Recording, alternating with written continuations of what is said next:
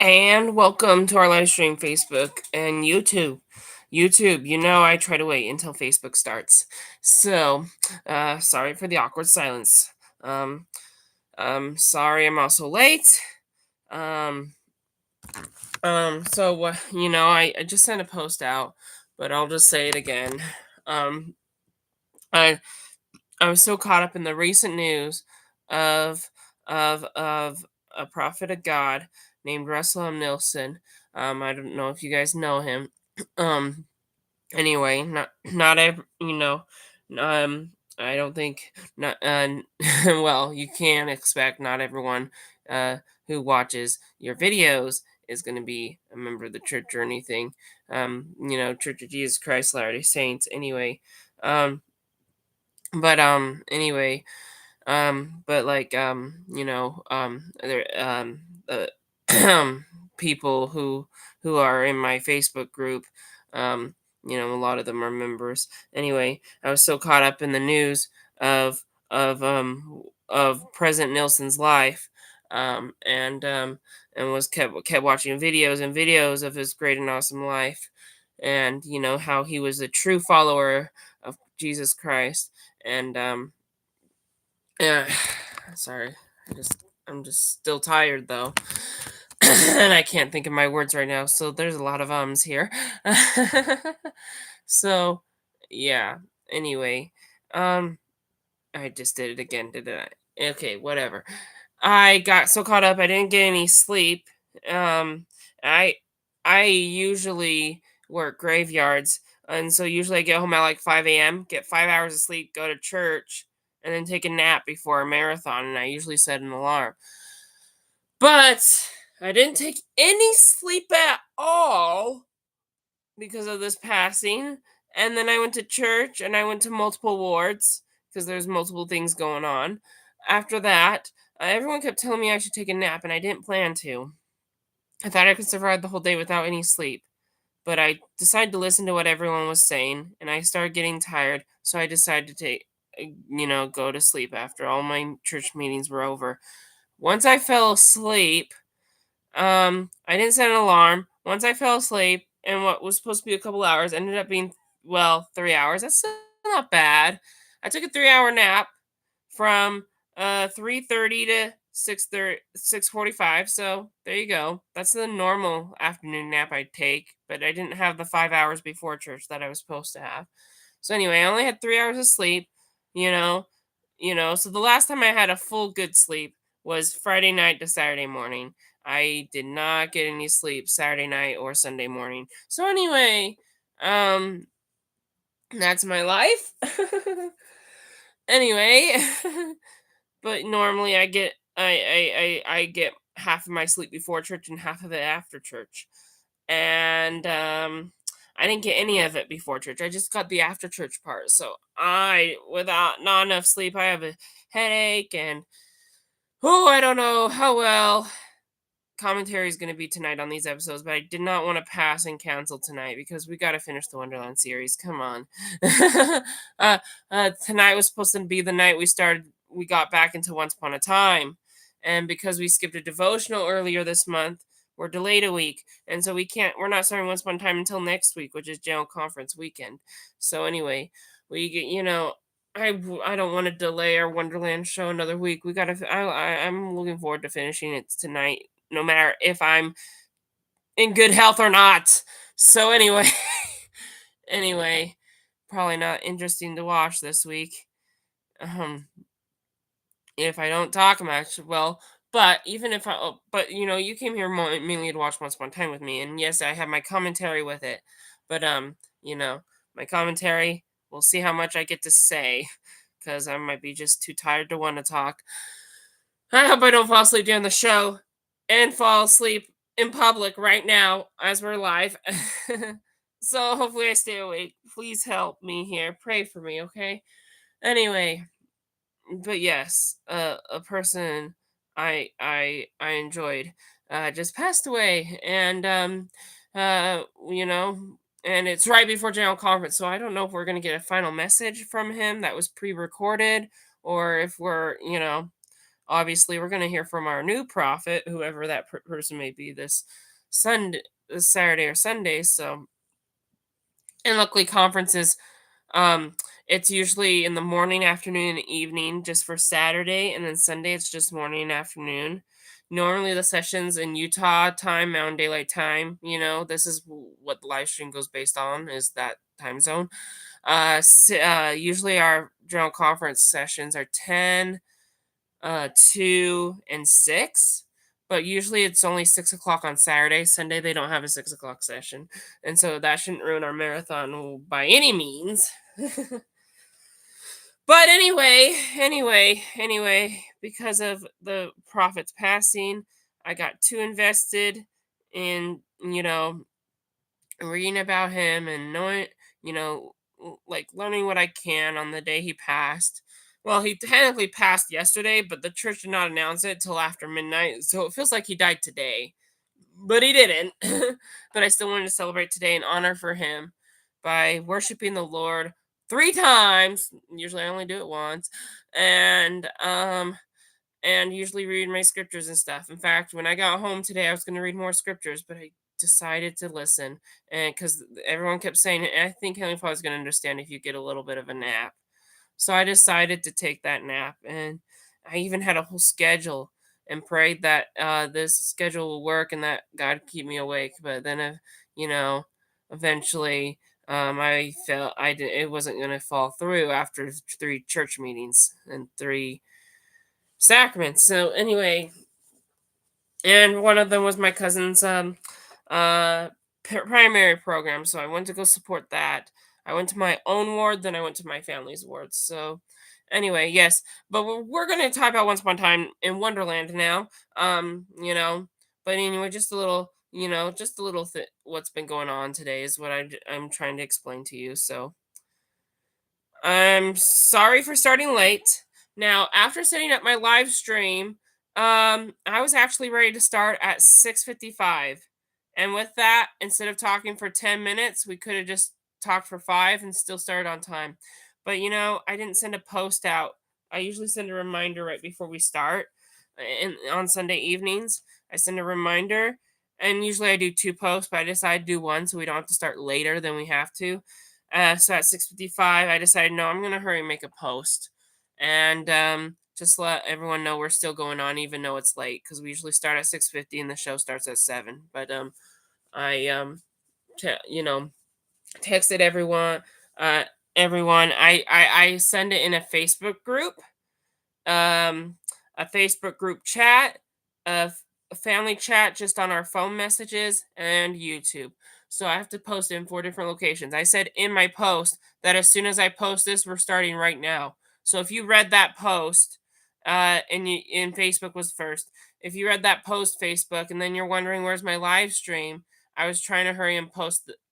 When I meant I was going to start the live stream right after I published the post, I meant after I published it on all my social media platforms. So if you were looking for my live stream and you didn't see I started right away, that's because I was still trying to post that same thing in a Facebook group chat. Now I know group chats are going away, but I made a private, but only the ones that are attached to group chats. Um, Only the ones that are attached to group chats on Facebook are going. I mean, no, only those that are attached to groups on Facebook are going away.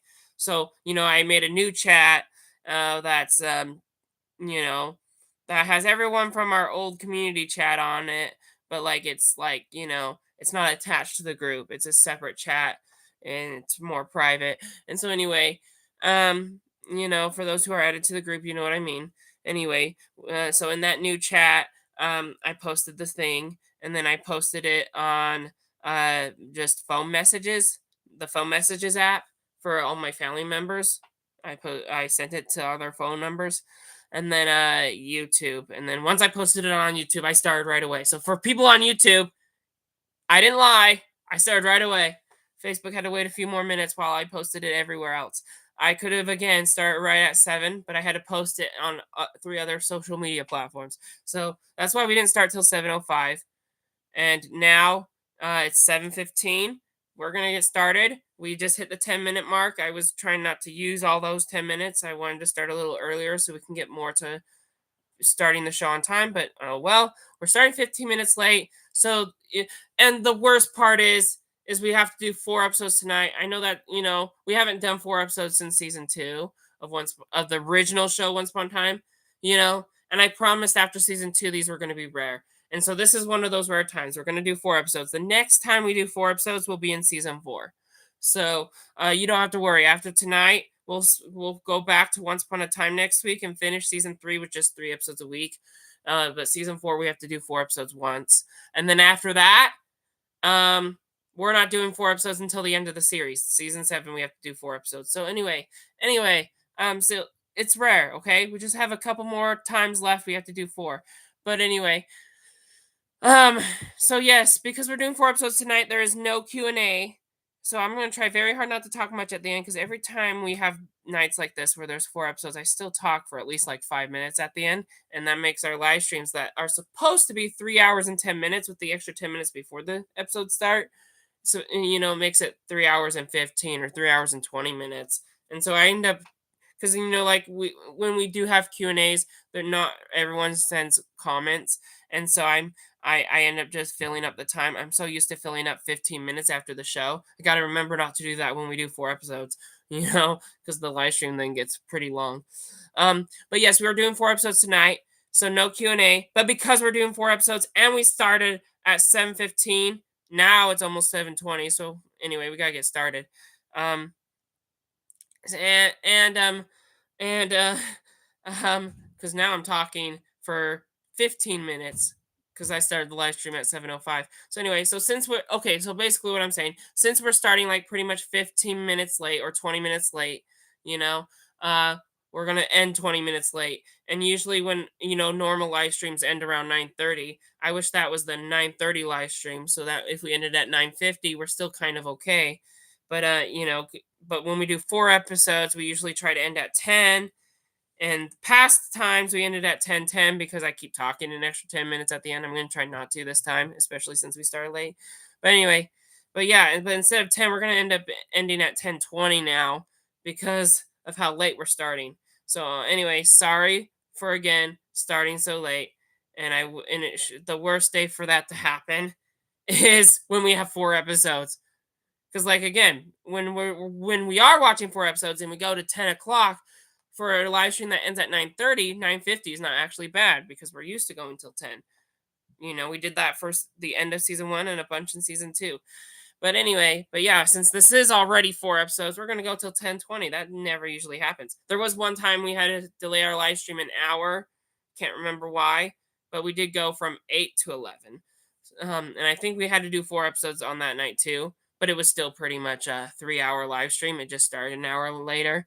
So anyway, the fact that I'm talking too much before we start the show is just insane. Anyway, I'm just gonna try not talking at the end. Then hopefully this will be as long as the other times we did 4 episodes. But anyway, still, even if we gone to 11 at least once, still going to 10. That was only once, and it feels weird going till 10:20. So I'm so sorry. If you have to get to bed early tonight, watch this live stream later. But anyway, we're gonna get started now. I'm done talking. It is officially, it just changed. 7:20 right now. Let's get started. Um, let's use this 15 minutes before the show as our Q&A that's supposed to be after. So yes, it's still canceled. So don't send any questions. I will still try to read your comments during the show, but I'm not going to respond to them at the end. So anyway, so don't worry about that. But we're gonna get started. We're gonna finish Once Upon a Time in Wonderland. We're starting the show tonight, almost right now. So I hope you have your Disney Plus ready. If you don't have Disney, I hope if you bought the show on YouTube or something, because the only way you can watch it for free with a subscription, of course, not the subscription for free, but the subscription. It's only on Disney Plus. So it's not on Hulu, right? For anyone who's been watching on Hulu, and I told you to get ahead on season 3 instead, if you didn't have the Wonderland series, you know, obviously we're still trying to finish up the show, but join us next week. We'll finally be getting back in Once Upon a Time. But until then, let's finish Once Upon a Time Wonderland tonight. And let's not try to talk in between episodes either. Let's just go for it. Luckily, Once Upon a Time in Wonderland is not like Once Upon a Time. It's not 43-minute episodes, it's 41. So we have an extra 4 minutes on our hand. And if we just start the next episode right away. Sorry, I didn't actually have Once Upon a Time in Wonderland pulled up, so I'm just trying to stall time while I'm hurrying, trying to get to the episode. Um, so while each episode is 41 minutes, we have 4 minutes to spare, which 4 times 4 is 16. We could scrape off 16 minutes by starting at now, and then hopefully we could be done by 10:05, which is only 5 minutes later than when we're supposed to be done. But like I said, past live streams ended around 10:10. So anyway, so maybe we'll be fine if we just don't talk in between episodes. We could be done by probably 10:05. So if everyone's okay with that, then I hope you can stick around for the whole thing. But anyway, we're gonna get started now. Otherwise, even 10:05 is not gonna be an option. But yeah, like I said, these episodes are 41 minutes, so they're a little shorter than normal Once Upon a Time episodes. So we can, instead of craving off, let's see, a normal Once Upon a Time episode, 4 episodes would be only 8 minutes. We can only crave off eight, which is not much. But Once Upon a Time in Wonderland, we can crave off 4 minutes. So we can potentially, now this is just a theory, this might not happen. Some episodes are 42, but we could potentially crave off around 15 minutes. So that'll be awesome if that's what we do tonight. But if not, oh well. For everyone who has their Disney Plus ready, if you push play and pause it really quick, because I always give a countdown before we start the episode. Let me tell you the timestamp. It is pause it. Um, it is 42 minutes, and oh, this one is 42 minutes, but the it's the Disney Plus version, and there's always Disney Plus credits. We don't, you know. So if you minus the credits, this is a 41-minute episode, so that's good. Um, um, got my headphones plugged in, and this episode um is a 40 with the Disney Plus credits, 42 minutes and 11 seconds. So hopefully that's what it says on your live stream, so we can start at the same time and stay in sync. But as for everyone else, it's probably different because there's not Disney Plus credits at the end. But anyway, so but yeah, for Disney Plus, if your timestamp's at 0, it should say 42 minutes and 11 seconds. So I hope you adjusted that pretty well, because we're gonna get started now. I forgot I didn't even pull up Disney Plus. So as much as I wanted to start at 7:20, we can't. I just spent like almost another 5 minutes pulling up Disney Plus now. So we're starting at 7:25. I'm sorry. But we could still end at 10:10, like the other 4 episode live streams. We could still end at 10:10 and crave off those 15 minutes if we start now. So no more talking, less lollygagging. Here, I'm gonna start the countdown.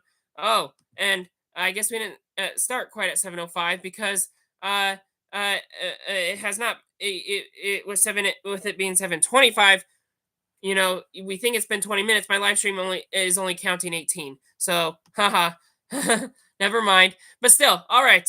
Um, no more lollygagging. We're gonna start the show in 5, 4, 3. Wait, dang it. Hang on. Okay, never mind. Sorry, I had an issue that just popped up. Okay, no more delay. 5, 4, 3, 2, 1. Now.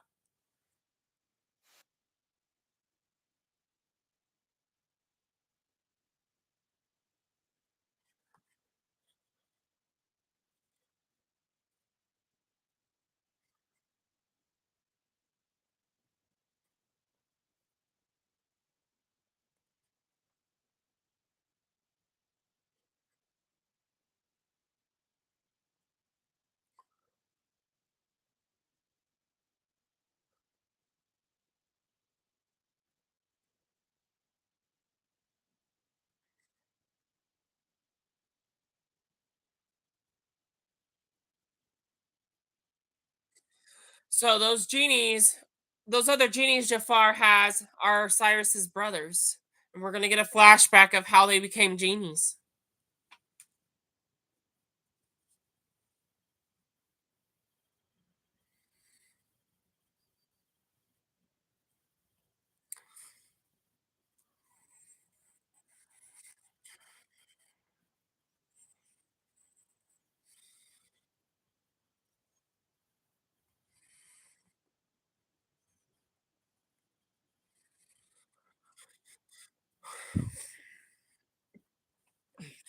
The genie has mentioned he's been a genie for like about 1,000 years. So this flashback is like 1,000 years old. Before the time of Any Once Upon a Time character we've ever seen. And Once Upon a Time in Wonderland, of course, except for Cyrus, of course, 'cause he's definitely alive, otherwise we wouldn't see this.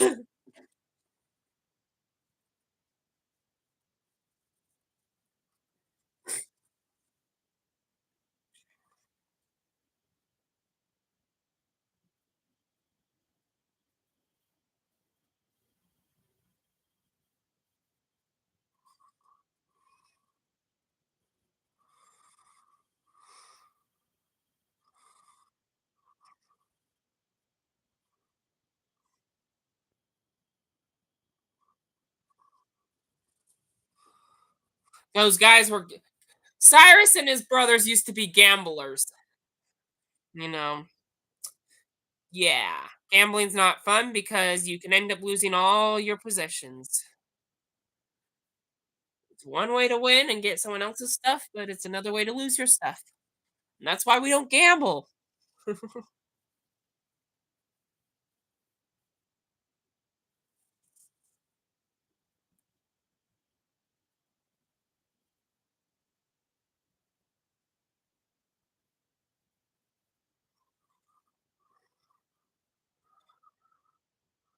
Whoa. So they just lighted Cyrus and his brother's house on fire. Oh, and there's a nice little well on the Once Upon a Time Wonderland title screen. But anyway, they just put Cyrus's home on fire and his mother was inside. So that's not good.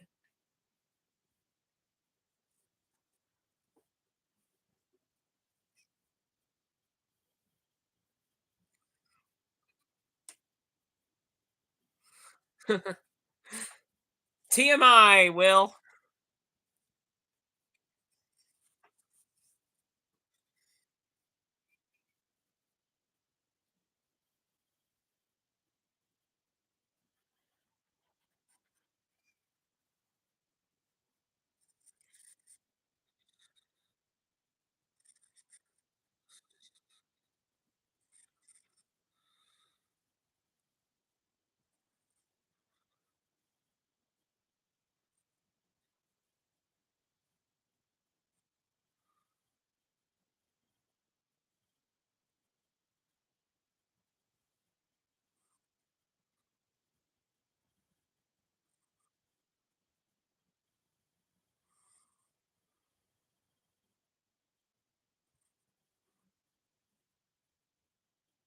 We have to go to Agrabah? I don't think so.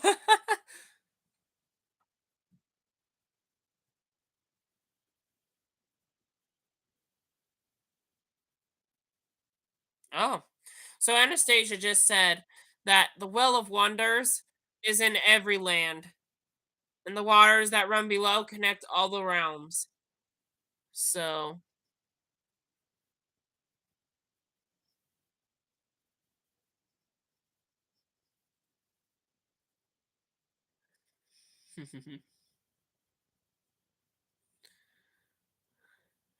so yeah, they're not gonna go to Agrabah. They're gonna find the Well of Wonders in Wonderland.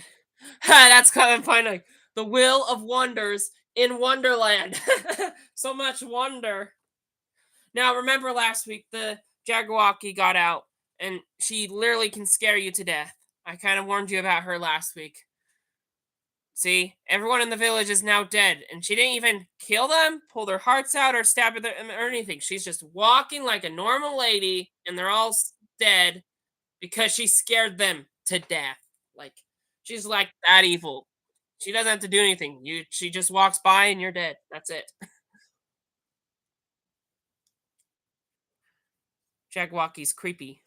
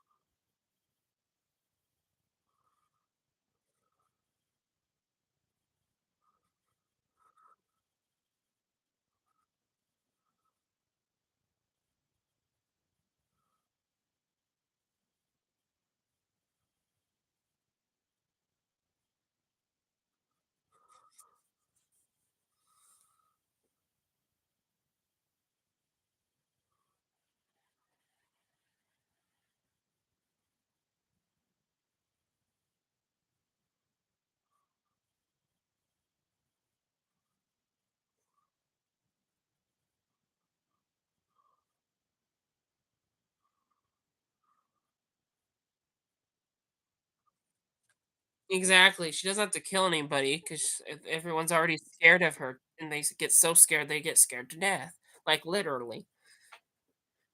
And there's a lizard who was the last genie master and ended up making a wish that cost her her life. Remember, all magic comes with a price. You may not want to pay it.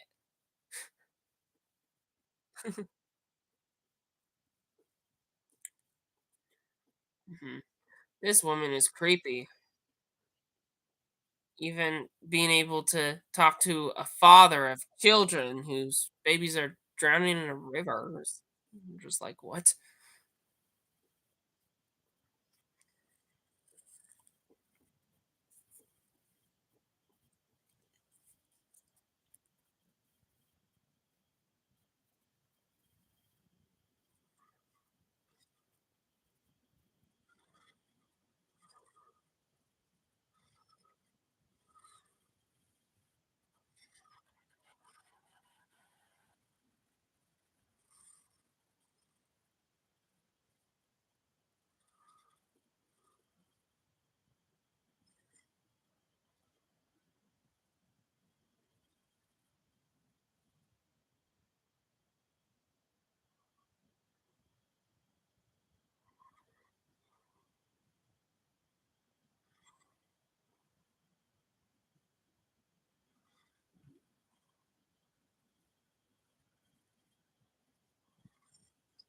I mean, it's bad news.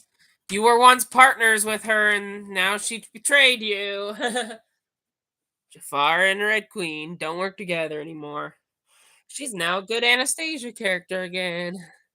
Let's hope, because we had her redemption arc last week, too.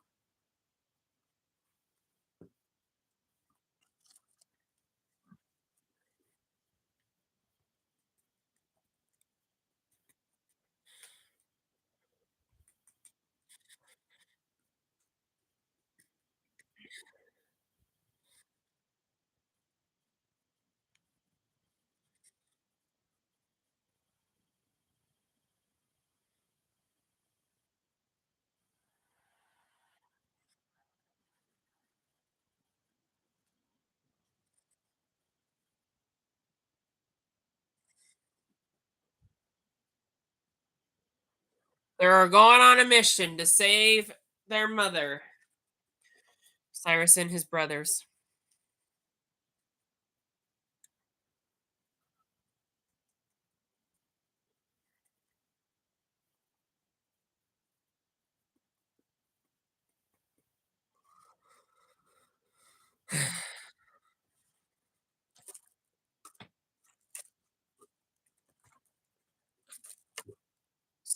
Cyrus is lying. Cyrus is lying. He knows what's going on. We're gonna find out, as in the audience, as the flashback gets revealed piece by piece.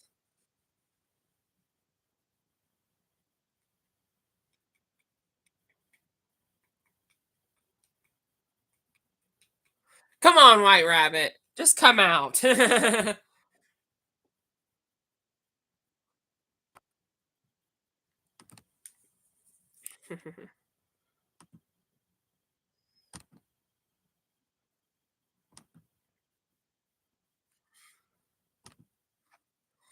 White Rabbit doesn't know.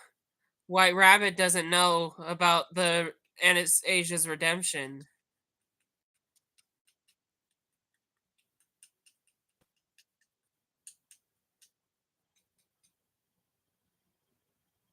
The White Rabbit's like surprised. The Red Queen wants to repent? What? He wasn't here last episode to know her redemption arc.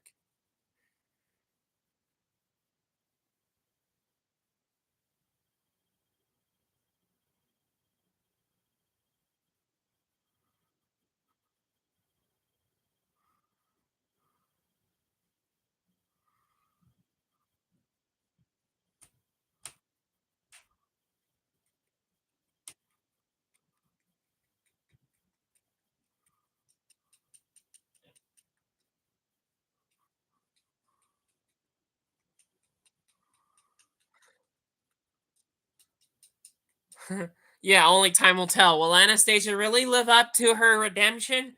Or is she gonna slip back into old habits? Hope not, for the end of the series' sake, right?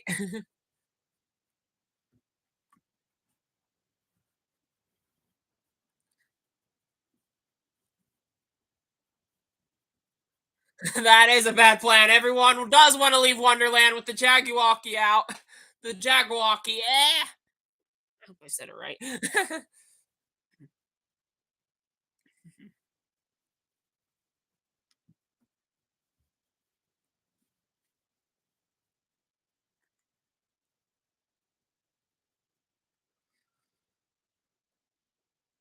Gather an army. Gather an army. Gather an army of Wonderland folks against Jafar.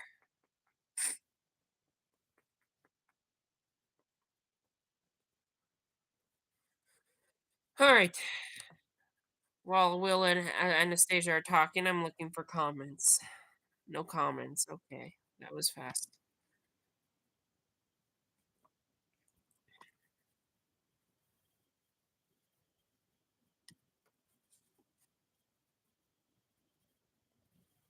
Will, stop dropping to conclusions. You know Anastasia's trying to be better this time. She's not gonna make a. She's not gonna choose riches over you anymore. Except he doesn't have his heart, so he's kind of just used to Anastasia being a heartbreaker. Anastasia can't survive without Will in her life. She wants to prove herself by defeating Jafar. Let's see if Red Queen is really a good queen.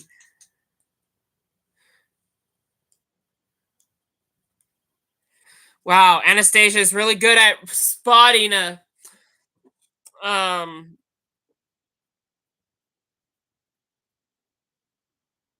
exactly.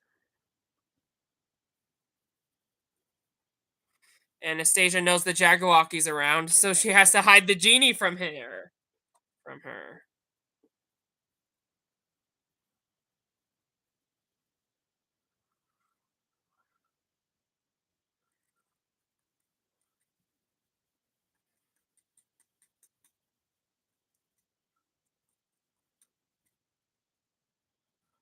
Red Queen. Oh my goodness. I mean, I didn't need to call her Anastasia. Red Queen was her evil persona. Red Queen! Meet the Jaggerwalkie. That's creepy.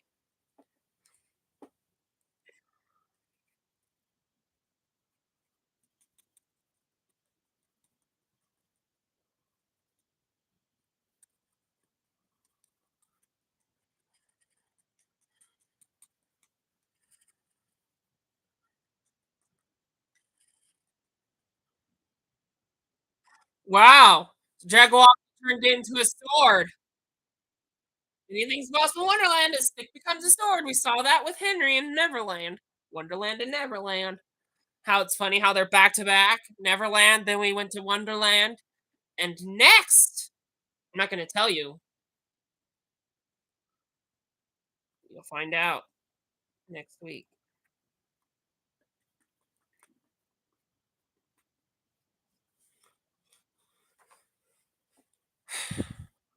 Wow. So Anastasia stabbed a sword right through the Jaggerwalkie, and it didn't kill her.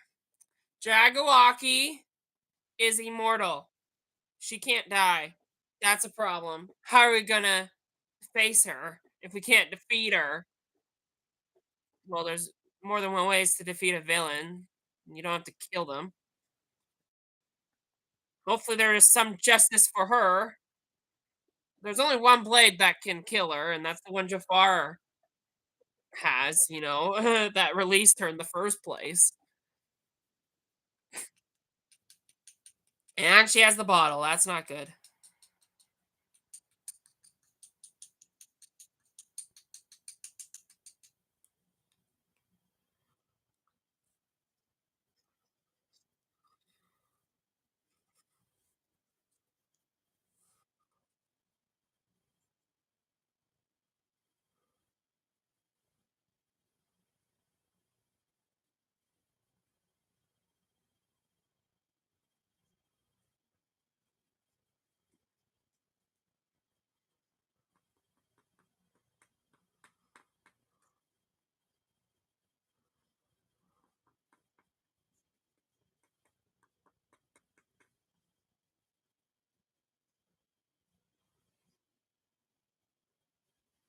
You cannot walk around, Cyrus. It's a protection spell. You have to go through one of the doors. If you don't choose wisely, then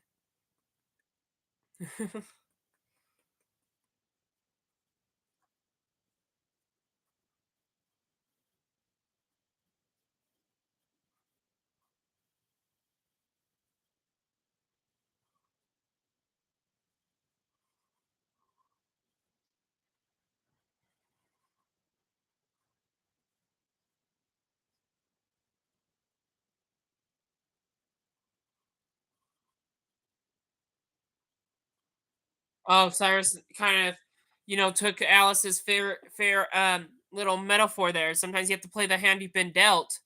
That's great in card games. Sometimes you just got to play what you have.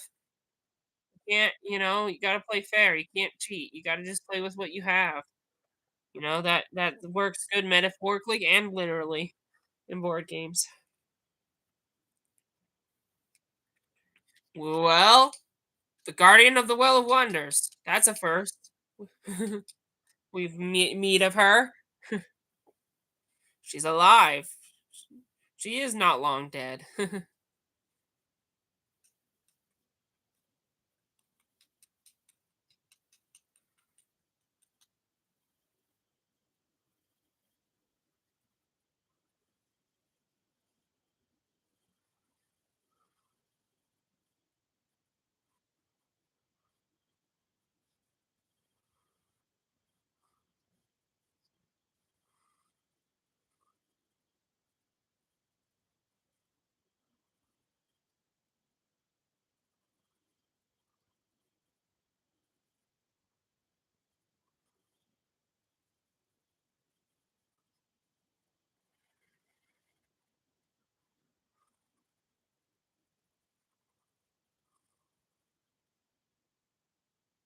All magic comes with a price. If you take the water, what will that price be? Think, Cyrus. What's the right thing to do? Return the water. Life is made up of moments, and we gotta cherish them while we can. You want to be on your mother's side when she dies, and death is part of life. You gotta, yeah. Unfortunately, a lot of people in this world try to do whatever it takes to avoid death.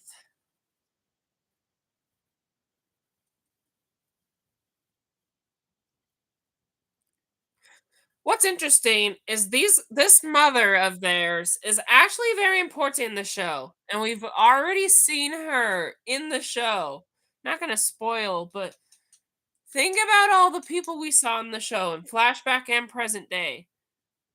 The mother is not just a random figure; it's a character, and the show's gonna reveal it to us in this episode. Yep. So, fortunately, most people in this world will do anything to avoid death. Death is not something to be feared of.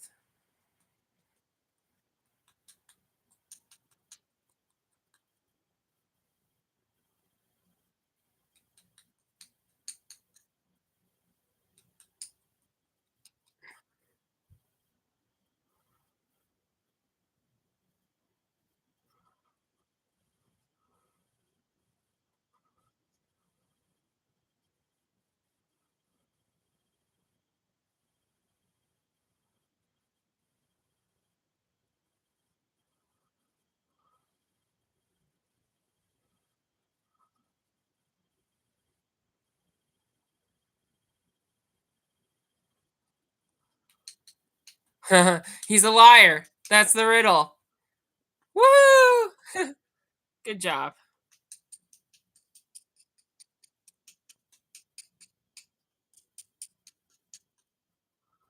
You are, Alice. You saved Cyrus's life by not going to the under the well, going over it.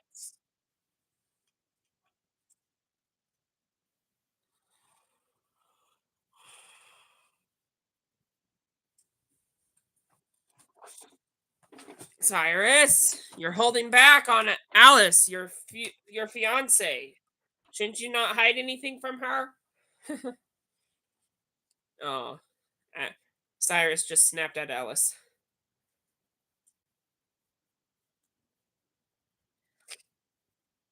Be careful, Cyrus. You want to keep her around. This whole show is about you and your love for Alice.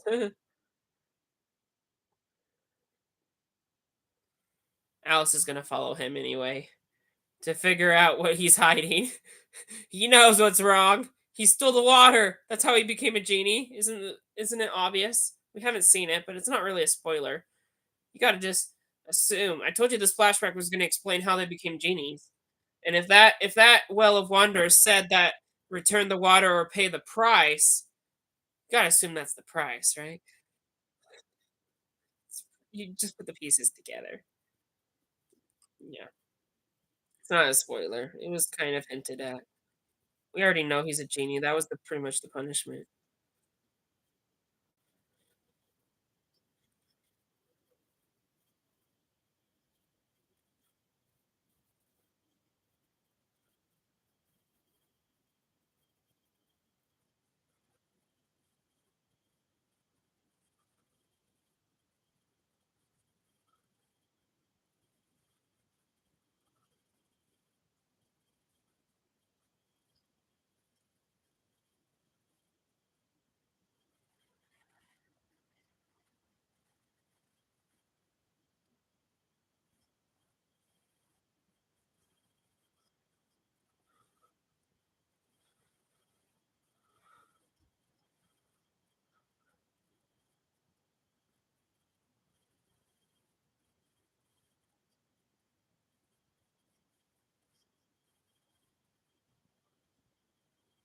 Yep, we saw that flashback. Amara did turn into a snake, and she's been Jafar's staff. Jafar,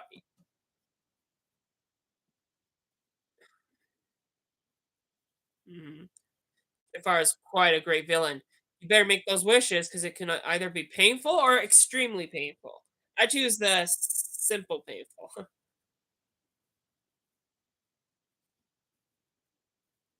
But anyway, as I was saying, the staff, you know, Amar. Oh nope, haha, she didn't finish her first wish. Dang it.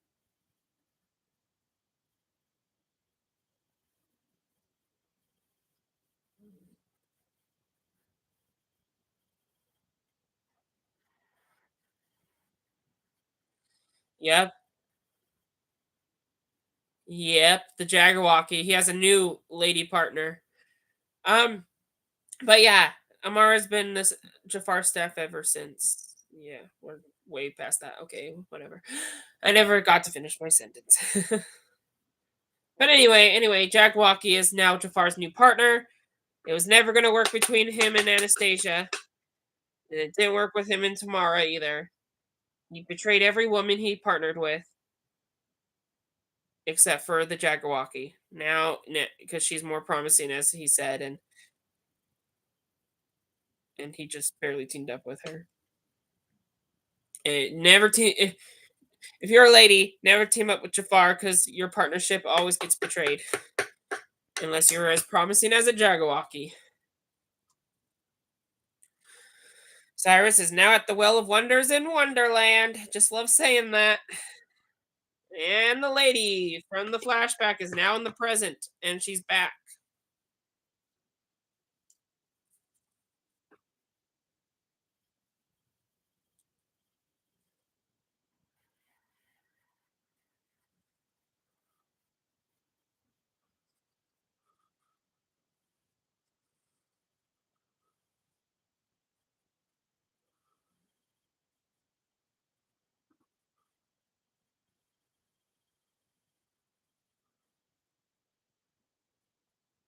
Mm.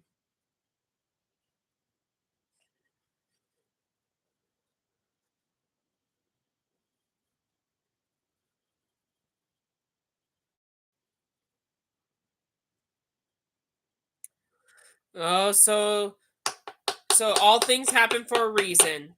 You know, God has a plan, and and for those who have lost loved ones, it's all part of that plan. So, in regards to that, this is what Cyrus has to learn: is that all things happen for a reason. And if he breaks those things that are supposed to happen with magic, he'll have to pay the price. Because as you see now, he's using the water to heal his mother, who was supposed to pass on to the spirit world, and unfortunately, due to him trying to break that plan, he's gonna have to suffer a consequence.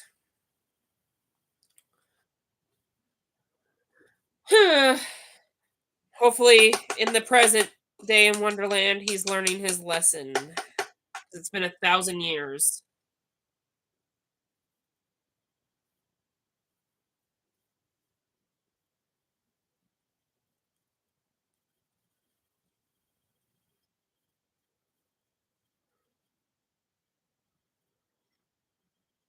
So, plot twist: their mother is Amara, Jafar's evil sorceress partner. So, how did a loving mother become an evil sorcerer and worked with Jafar and became a staff? We already know all that, but we didn't see how she turned evil. That never actually gets explained in the show. Actually, it does, but we don't see well, there's not really a flashback. You don't need a flashback, actually. But they do kind of say this. Ever since Cyrus and his brothers became genies, she's been wanting to the genie spell that Jafar's trying to cast that he was originally going to do with Amara, but then changed his mind along the way. Um, Amara. Now we know Amara's true motives. She wanted to say the reason why she wanted to do the genie spell was to save her sons. But in behalf of trying to present herself as a villain, she kept that a secret and only mentioned the genie spell, which can give you the power to break all the laws, and that's what Jafar thought she wanted. And when he found out she didn't want that, he turned her into a staff. And that's what happens when you cross Jafar. Now, I was talking, but the Well of Wonders in the present day just told Cyrus that her mother is still alive, and that if he wants to break the spell, he has to return the water from 1,000 years ago. You can make a mistake and take 1,000 years to repent for it. so, yeah, but that is if you live that long. Even if you don't, I guess you can repent in the spirit world. Kind of should repent. And when you make a mistake, you should most like you should definitely repent in this life, though, not in the spirit world. Could almost be too late by that point. Luckily, Cyrus lived 1,000 years and didn't die yet. He won't die in the show.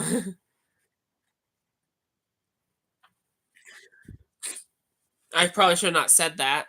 Because if you read my post earlier this week about tonight's episodes, I mentioned someone was going to die in the next episode, and by saying it's not Cyrus, that's still kind of a spoiler. So I'm sorry.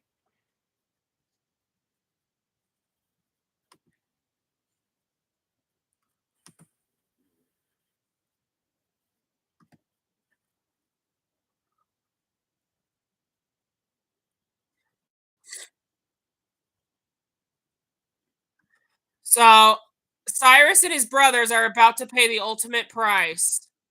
Um, so the Well of Wonders has just appeared in a puddle of water in their living room, and now they're about to pay the price for not returning the water. Oh, lots of wind, thunder, and lightning too. Oh, there's the genie bottles, and apparently the Well of Wonders wanted to use those bottles for the punishment. So you could have thought those bottles came out of nowhere, but no, it's actually part of Amara's obsession. Or not obsession. It was part of Amara's, objects in her room. She used the 3 lamps that she had on the table. Yep, now she lost her 3 sons due to them still in the water. It's like a mother losing their child after they made a sin, and they have to face consequences of that sin. Yep. Hopefully, Cyrus has a way to repent and redeem himself in the present, though. He can return the water Now that he knows his mother's still alive 1,000 years later, he can go find her, return the water, say goodbye to his mother, and hopefully break the genie spell, and then everyone can live happily ever after, and the show could be over, right? Not going to be that simple, but that is pretty much what's going to go down tonight as we finish the series.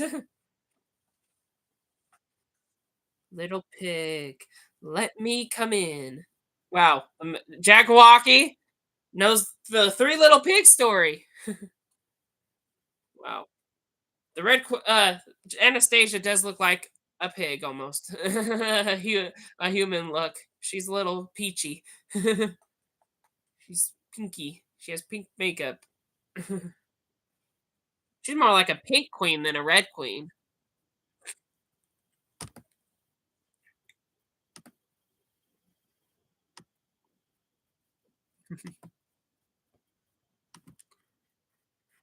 So the Jabberwocky is trying to tell Anastasia, um, uh, well, he's trying to tell Anastasia, she's trying to get Anastasia to make her wishes, and her three genie wishes, and she doesn't want to because once she makes the third wish, they can steal the genie from her.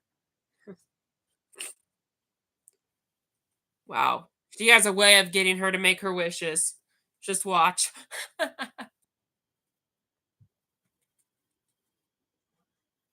Wow.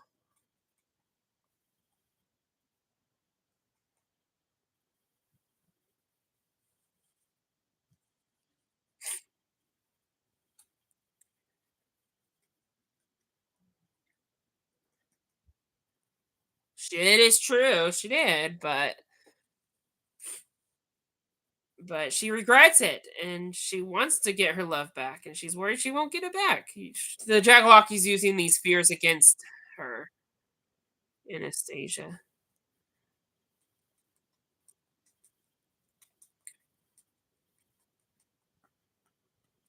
This is creepy. I don't want this woman to talk to me like that. That's creepy. Ah! It is almost Halloween season. It's kind of great to have a little bit of creepy Jabberwocky woman with white hair and evil makeup. It's great for a scary Halloween.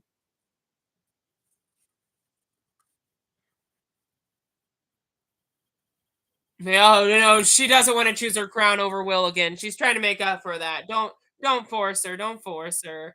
Come on, Jagwalk. You leave our Red Queen alone. Let her continue her redemption arc.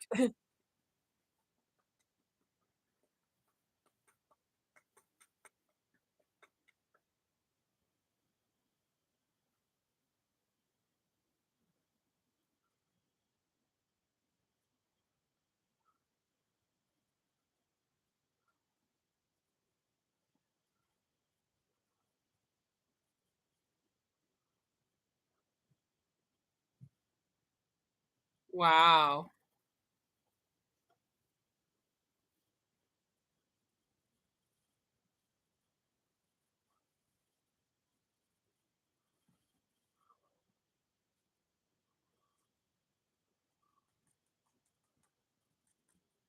Wow. So she wished for her crown and then her jewels. What is the Jagwalkie going to make her say next? What's her third and final wish going to be? Is it going to be as wasteful as a crown and jewels? She kind of has no choice because if she doesn't make her wishes, the love of her life will die. So she has to make her wishes. And she's in a prison against her own will because of Jafar and Jagawaki. Her final wish was to wish for the Jagawaki to stop, and that completes all three wishes. She wished for her, yep, she wished for her crown, her jewels, and for her to stop.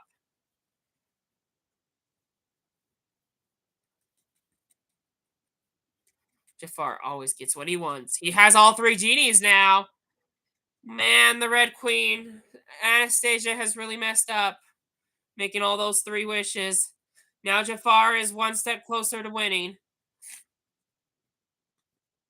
You know, as stories go, though, evil usually doesn't win. Evil doesn't usually prevail. Tweedledee and Tweedledum. Anastasia's two buddies.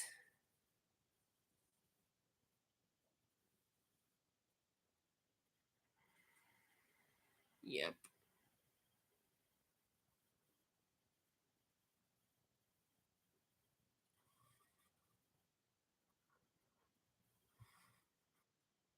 I don't know who this is, Tweedledee or Tweedledum, but one of the it's one of them, and he's trying to help his queen escape. So, yeah, yeah. Usually, evil doesn't prevail, but it did just prevail for a short time, at least. We have only 3 episodes left, so even if evil wins, we're gonna see a happily ever after in a few episodes from now. So in Once Upon a Time, because it's a continuous show, you know, sometimes people don't get their happy endings mainly because there's more episodes, there's more series, there's more seasons, right? But eventually they'll get their happy ending temporarily wise until the next villain comes along, and then then they'll get their happy ending again, and by the end of the series they'll finally live happily ever after.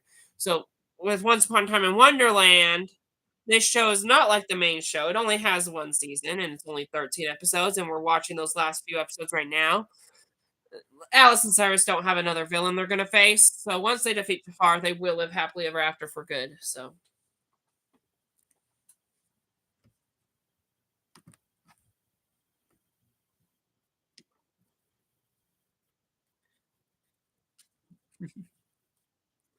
wow. 3 people on YouTube were just watching and then they left.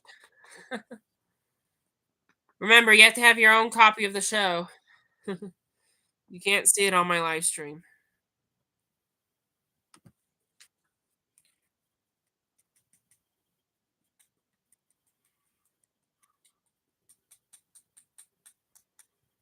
Aw.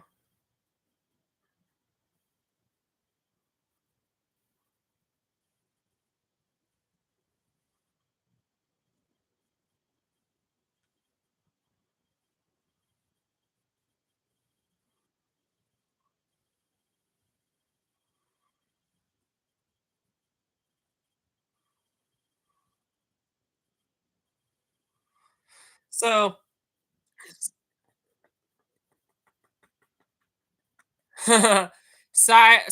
so Alice was talking about how she was locked away in an asylum after she thought Cyrus died, and the first thing she wanted to do was to forget about Cyrus, to forget how about her adventures in Wonderland, just so she can leave all that pain behind.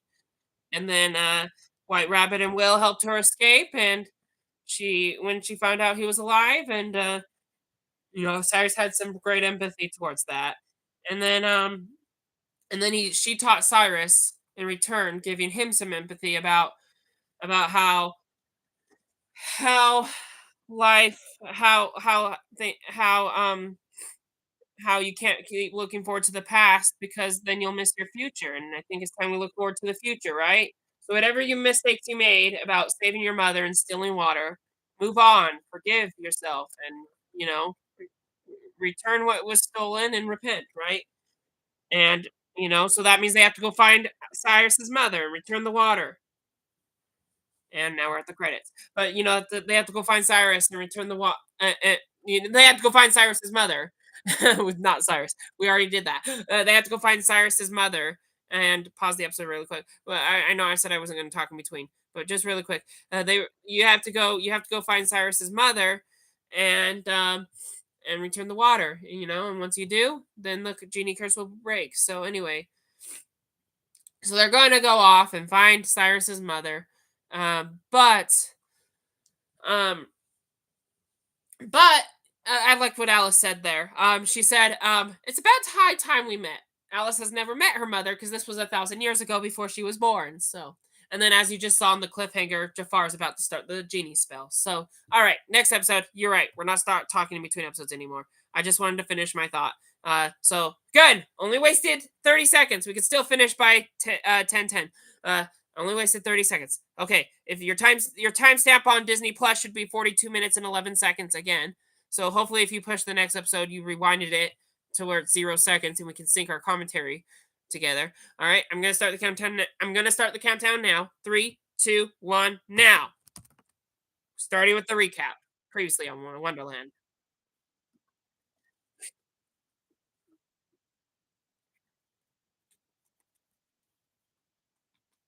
It's the lost and found from last week. It's the compass.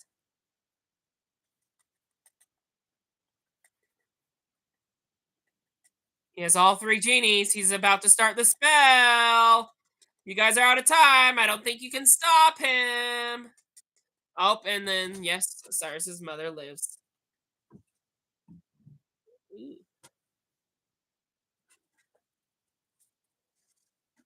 Um,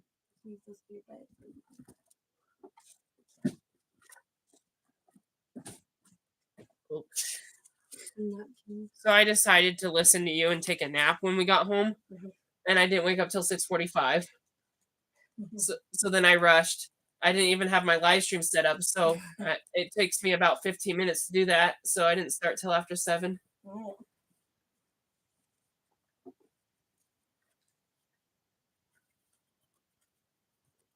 Okay. Mhm. Sorry. So because I took a nap before watching the before doing our marathon, uh um I missed out on dinner, and so they brought me down dinner so that I can eat while we're watching the show. So don't mind me, watch the show. But anyway, sorry about that distraction. So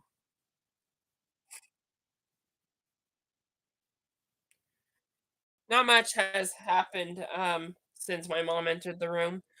Um the genie has just used a mushroom to shrink Alice, and she's going behind the cat because remember Cyrus gave the caterpillar the caterpillar the lost and found compass, and so they're using Al instead of making a deal with the caterpillar. Alice has shrunk herself to sneak in the back and steal the compass. So without the caterpillar knowing, because they couldn't make a good deal on it.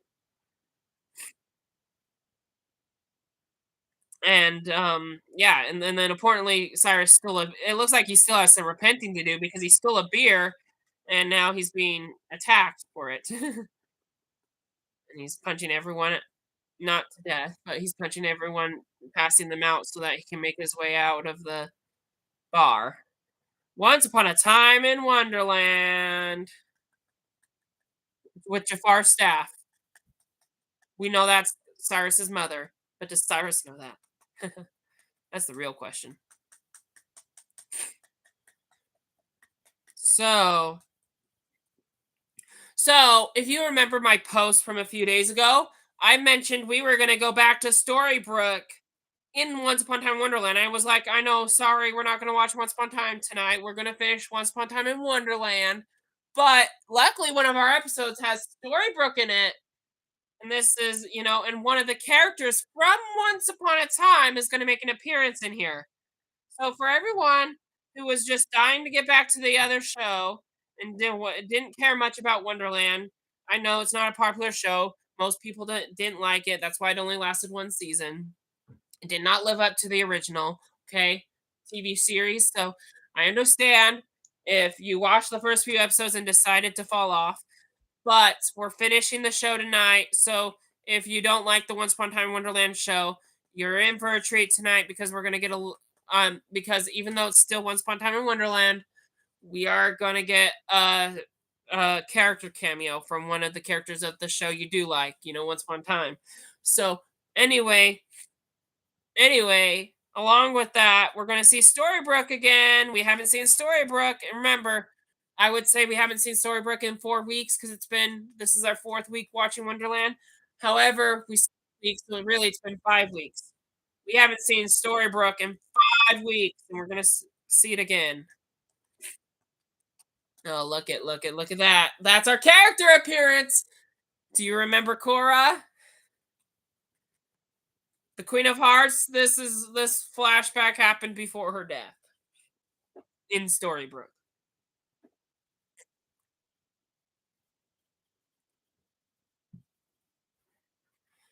We haven't seen Korra since season 2, actually. She did not appear in season 3, not even in a flashback. She was in a flashback of season 1 before we saw her in present day.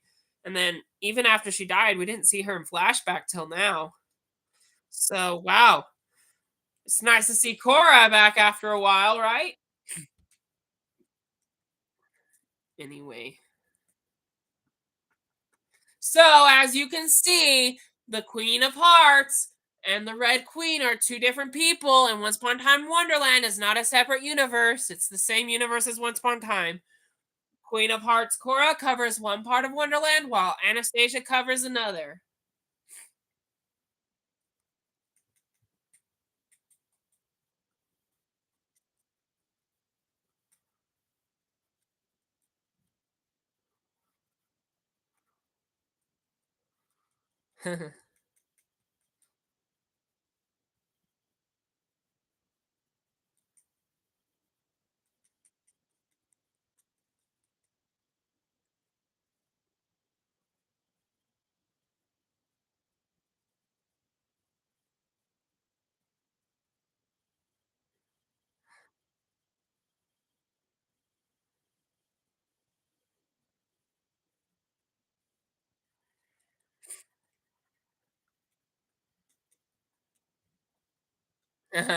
She's gonna learn magic from Korra. You could probably tell she's gonna take that offer.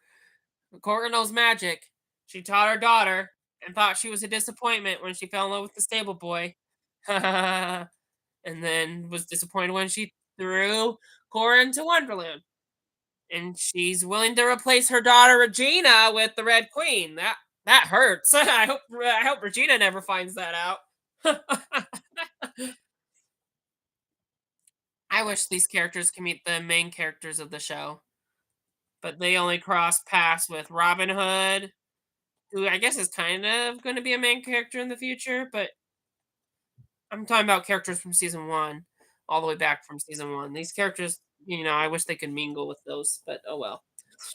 All right, the only crossovers we have are, well, in the first episode of Wonderland, we got to see Leroy, the Grumpy, right, and Cinderella, who are just guest starring characters. And then Robin Hood in episode 3, and we didn't see, but Maleficent's voice was in episode 3 as well. And then Korra is the only character from this episode that we're going to see. So those are the only character crossovers. Why, out of all the characters in Once Upon a Time, can we not do someone from the main cast? I mean, Snow White, Charming, Emma, Hook, Regina, Rumple. Yes, Hook, even though he didn't come until season 2.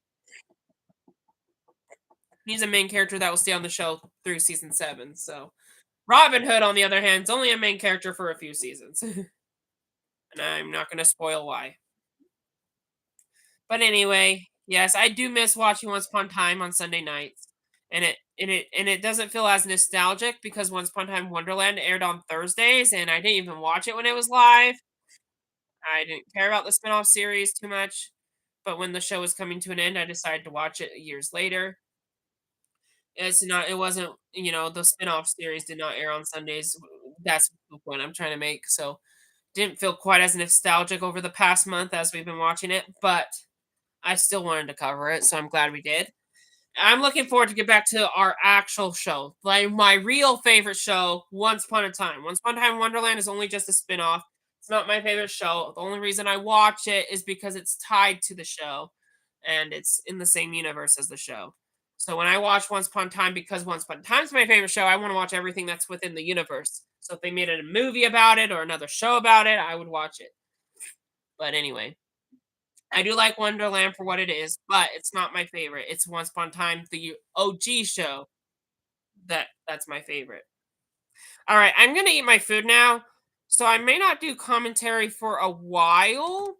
So I hope for those watching my live stream, you're watching the episode along. I mean, that's obvious. That's what these live streams are for. But I have some family members who just jump in to say hi to me, and they don't know what I'm talking about because they're not here for the marathon. So anyway, I'm gonna be quiet and eat some food. Don't mind me. Just watch the show. I will give, like I said, I didn't know how much commentary I was gonna give anyway because I'm so tired. I'm gonna just be quiet and eat while we're watching the show. So forgive me for not saying anything for a moment. Okay. I'm gonna start eating my food now.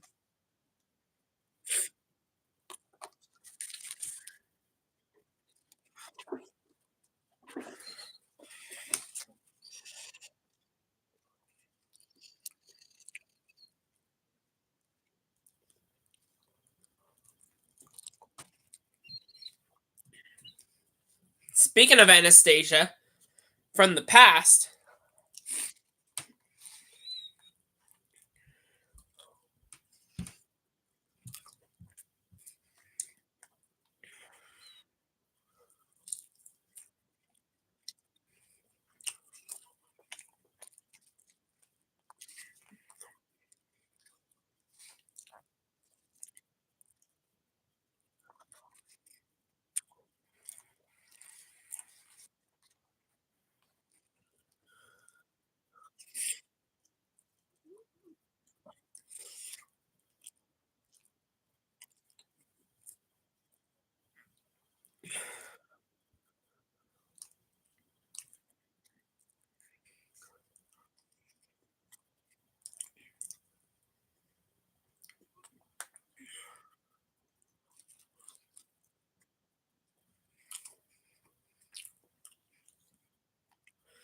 so this flashback, we get to see how Anastasia broke Will's heart after becoming queen. And she kind of had quite the influence from Cora.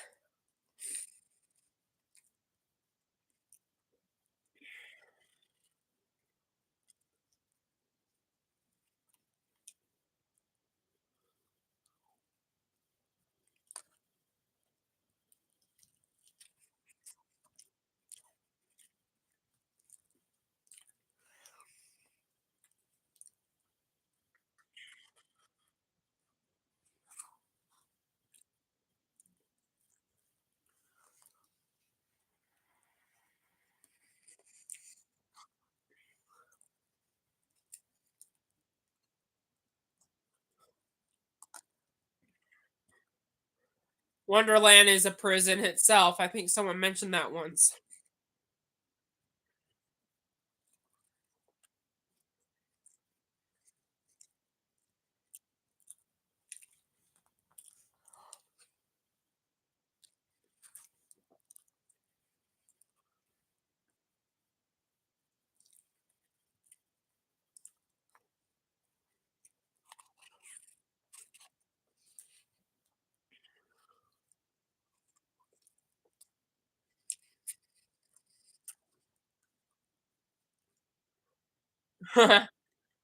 Alice and Cyrus, just when they were about to free Anastasia and the old man, Jafar and the Jagawaki are entering the room, so they had to get out, unfortunately.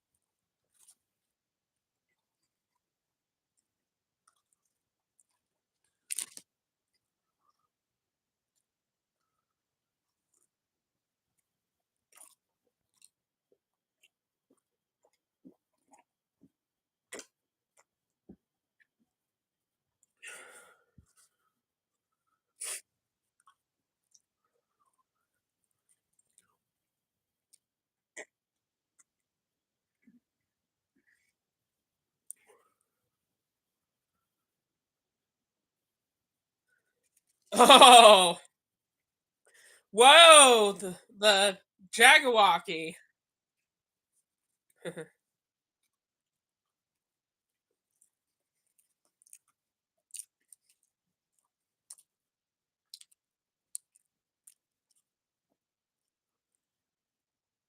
Oh.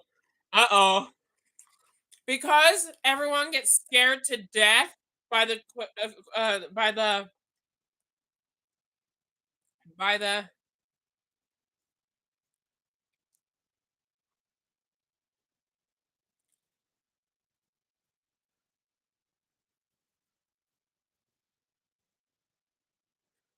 oh, that's what the secret tunnels to the dungeons were. They were to keep the king's uh concubines, I would call them. Anyway, had so many women he loved, I bet. Anastasia wasn't the only one.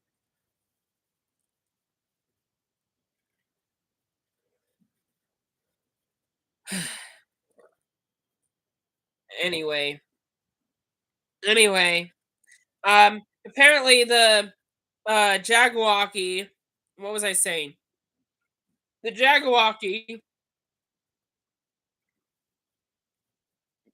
Jagawaki not only can scare people to death, but she can smell people's fears. And Alice and Cyrus's fear was that she was going to find out Will didn't have her heart, and so unfortunately, because of that fear, she was able to tell Jafar that Will doesn't have his heart, and now they're in trouble.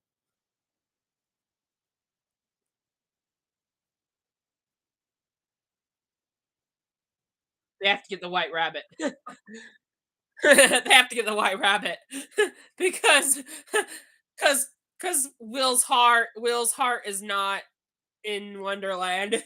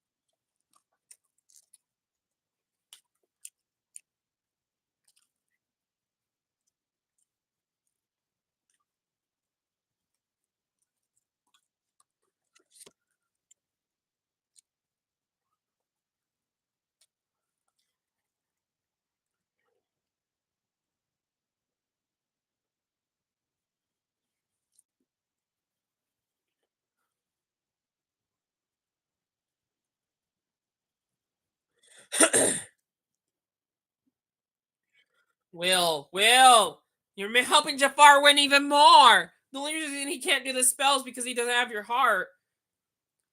Once you give him that last piece of the puzzle, there's no way to defeat Jafar in Wonderland or anywhere.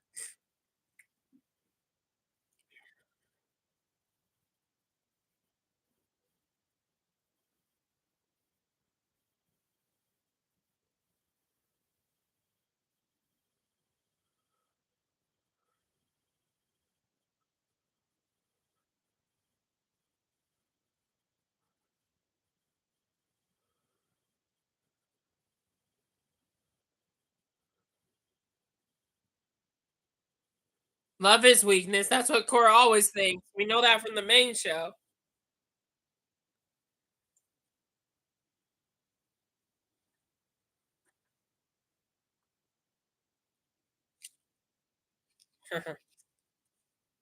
Cora, you give bad advice. Hearts are much more trouble than you're worth. Love is weakness. Oh my goodness.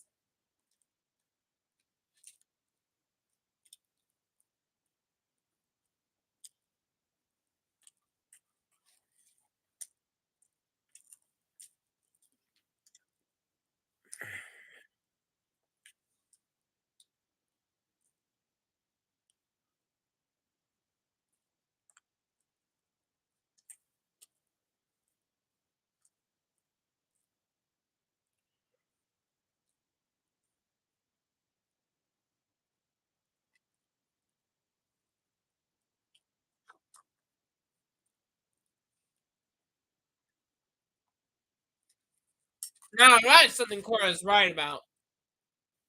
We all come for each other's lives. We all come in each other's lives for a reason. Kind of similar to what Cyrus has to learn with. All things happen for a reason. But Cora has her own twisted lie on using that truth on what that reason is.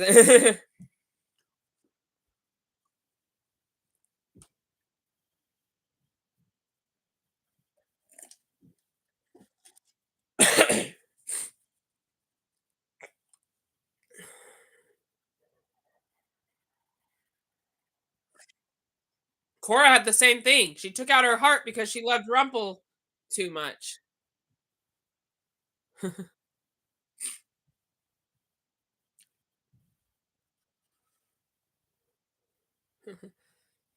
Wow, Cora, Cora, Cora, Cora. Yes.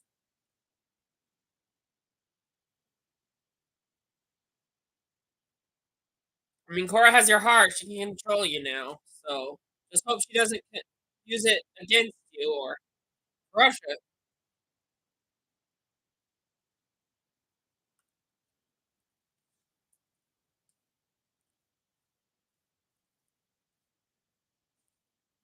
Alice did help Cyrus get his heart, but not Cyrus. Sorry, Will.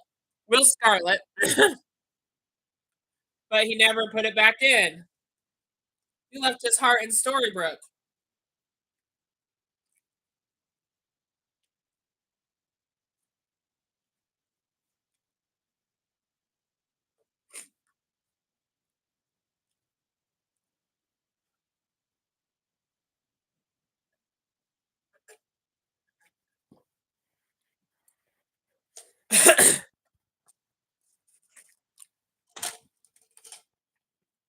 Storybrooke. I told you we were going there. the, you know, to find the knave's heart, they have to go to where Rabbit found the knave in the first place. In the first episode, when the show started, it was Storybrooke. Now, Alice is from the real world, but she's from 1800s England, so he's not used to the updated technology. The rabbit's like, "What's that bar named after me about?" He thinks that's a rabbit hub. They don't understand what a car is. Anyway, it's nice to see Storybrooke again. It's been a long time.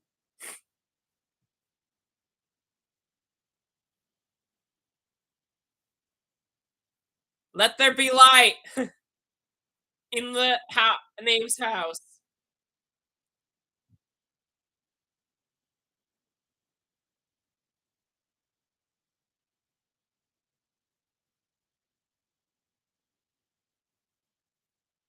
It's a it's a figure of speech.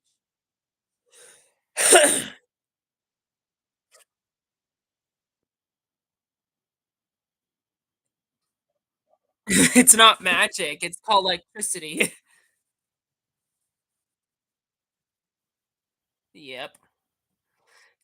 That's not magic. That's science. An ice a box that makes ice. It's called a fridge. You just walk past the stove.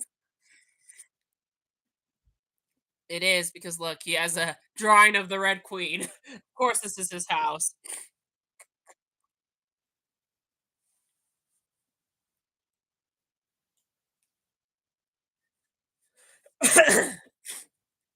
So for everyone to get what they want, they must go to Storybrooke. But someone will die, so we're gonna find out who that is.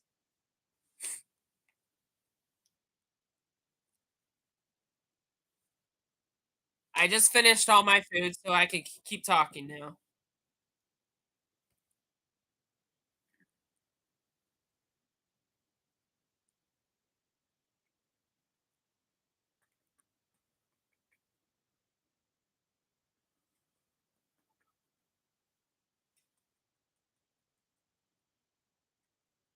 She regrets showing up at the wagon.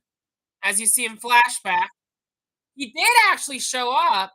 Will did actually show up, but Anastasia didn't because of Cora.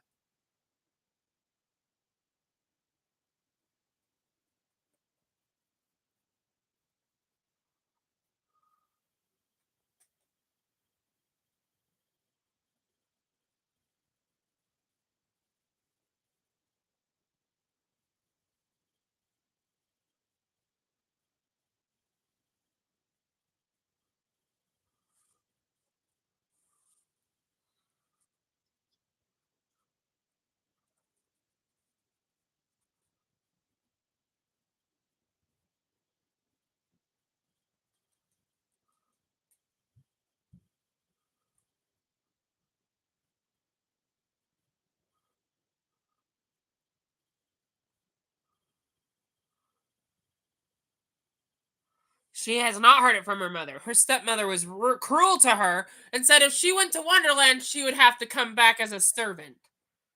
Ouch.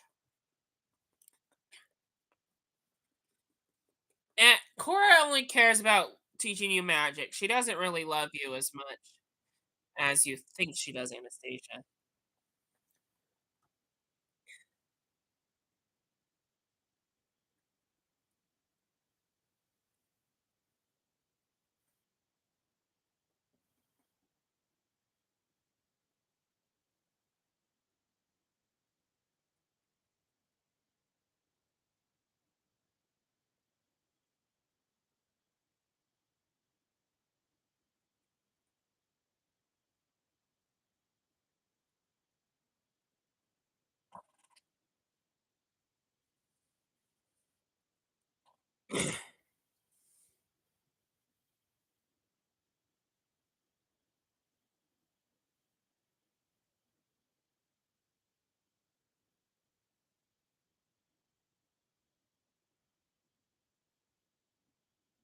He's not there. That's because Cora used his heart, took his heart, and commanded him to go away. But Will was asking for it, so it's not like she stole it. He gave her permission to take his heart. Now she's manipulating and lying to Anastasia that Will doesn't love her. And so she doesn't go to the wagon because she thinks Will doesn't love her.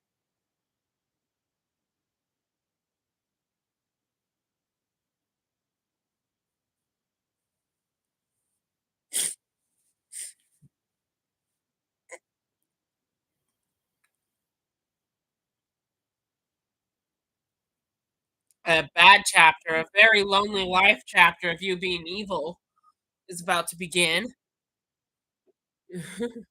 She ended up choosing to be an evil queen, not literally, right?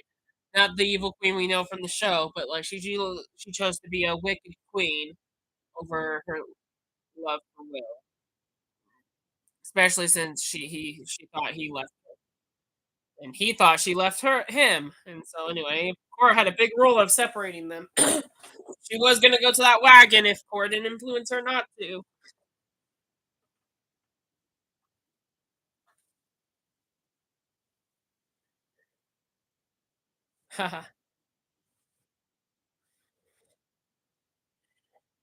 Exactly, Alice. If Will didn't come and find you, you would have still been in that asylum, and Cyrus would have still been in a cage.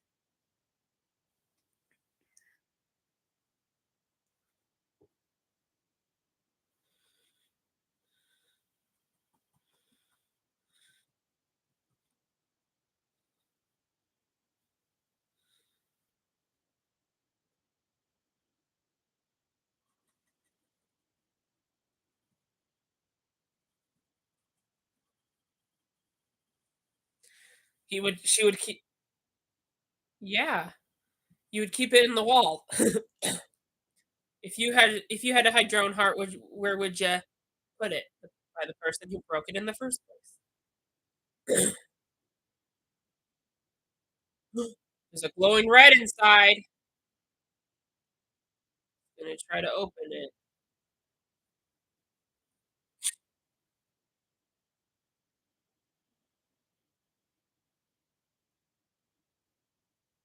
Wow, pulling that wall apart. You must be strong. There's the heart.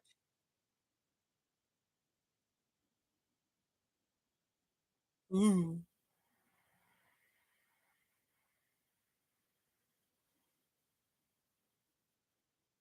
that's one way place to hide your heart. In the wall of not very strong cement.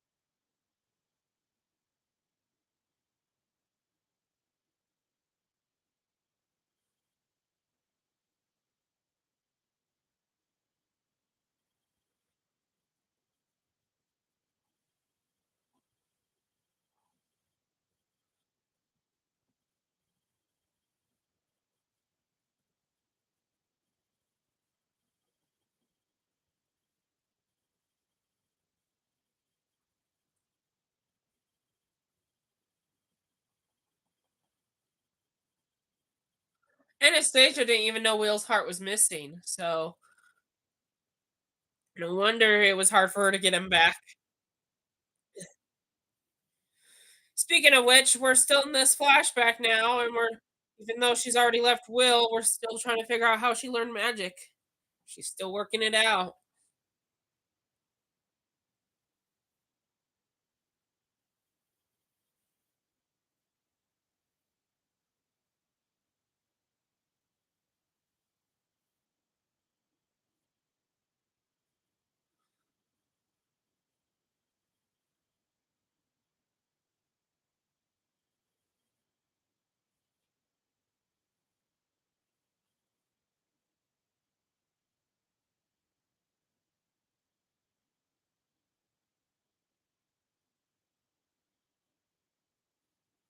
Almost. Yeah, you can't get everything you want with magic. Not even the strongest magic can accomplish. Can't bring back the dead. You can't make someone love you. You can't change the past. Those are the three rules, like the commandments, right? Thou shalt not change the past. Thou shalt not bring anyone back from the dead. And thou shalt not make anyone fall in love. Those are the rules that cannot be broken. Nope.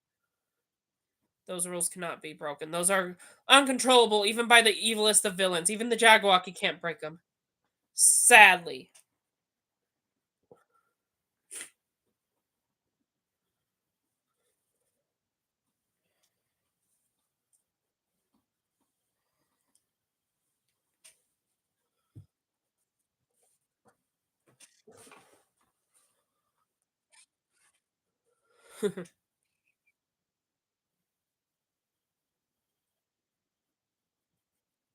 You do not need the king's approval.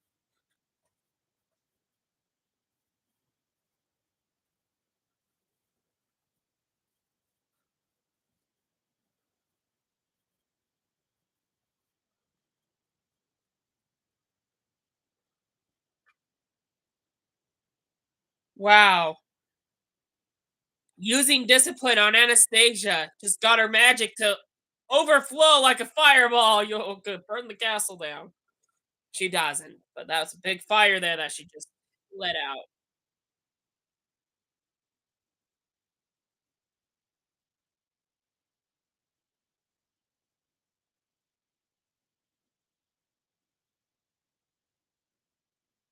You do not need anyone's approval. You just need to take that pain, whoever made you feel useless, and prove them all wrong. Fire! Wow, what great manipulation of discipline. I mean, when I first watched this, I thought Cora was going to talk down on her, like almost like she did with Regina. No, it was just get her magic to flow.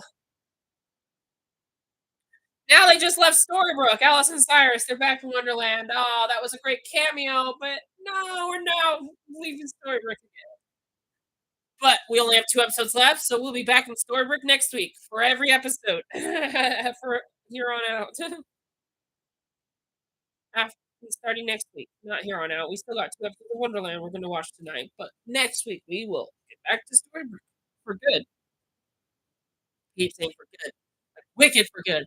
Coming to theaters in 2 months. You guys gotta go watch. Jafar's coming. Run, rabbit, run! You gotta hide the heart. Jafar's coming. Oh, too late. You can't hide the heart, but at least the rabbit got away.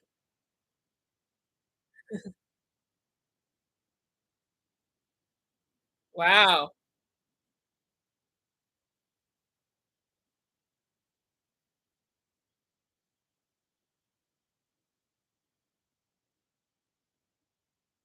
Jafar. And Amara. Whoa. She's kind of forced to fight against her son. The stick of Amara.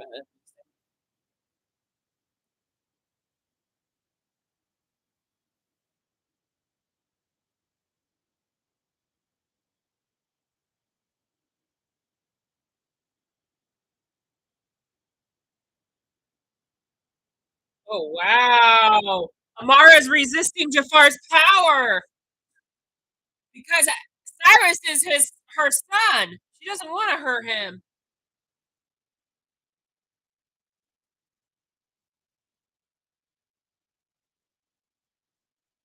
Look at the snake staff as Jafar is trying to use his magic to pull the stick from his hands. Whoa, Amara's resisting. She's resisting evil. That's a strong, repentive mother we have right here. I mean, her real motives was just to get her sons back. It wasn't really to help Jafar become all powerful, but she was kind of evil, and so now maybe she's turned, saw the light, and decided to save her own son from Jafar's torment. That was awesome. That was the staff. The staff protected you, I mean, Cyrus, from Jafar.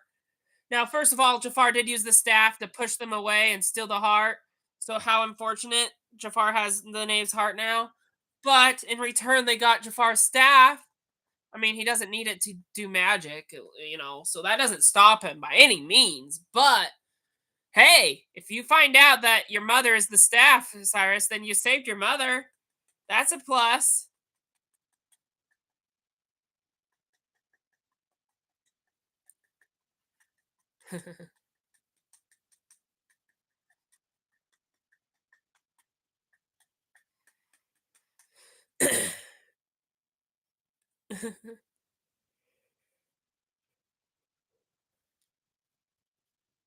The lost and found is what they're trying to use to find Cyrus's mother, and it's pointing at the staff, and so that means the staff is Cyrus's mother.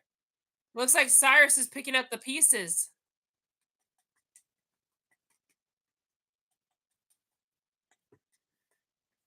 It is true. Amara was obsessed with snakes. And so the fact that she's a snake staff does give Cyrus the hint that this is her mother and he needs to figure out how to free her from the staff.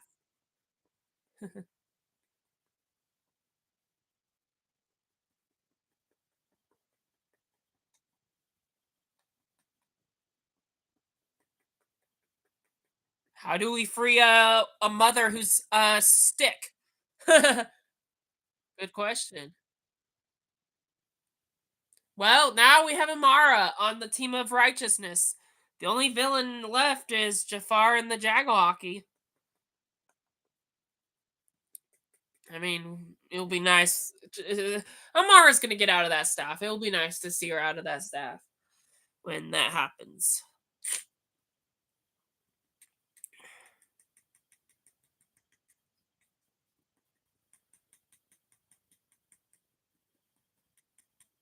So Anastasia just found out Will doesn't have his heart.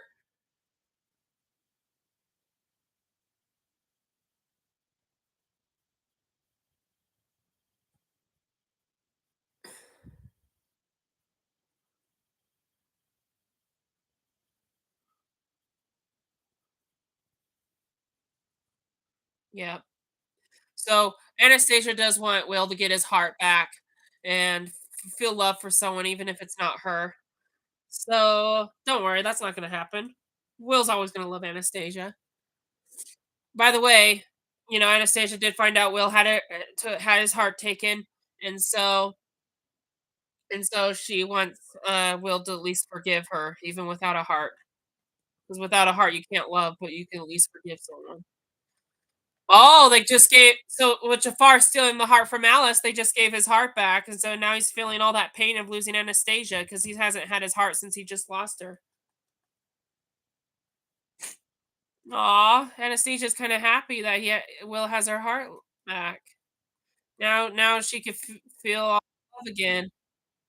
Man, they haven't shared a, and they're gonna go in for a kiss in prison. Wow, they haven't been together since flashbacks. It's been years. Anastasia and Will's true love. The happy moment is about to get ruined, though. I'm sorry. And this is what I'm talking about. Jafar, the evilest villain of the series. This kind of makes you kind of sad, actually.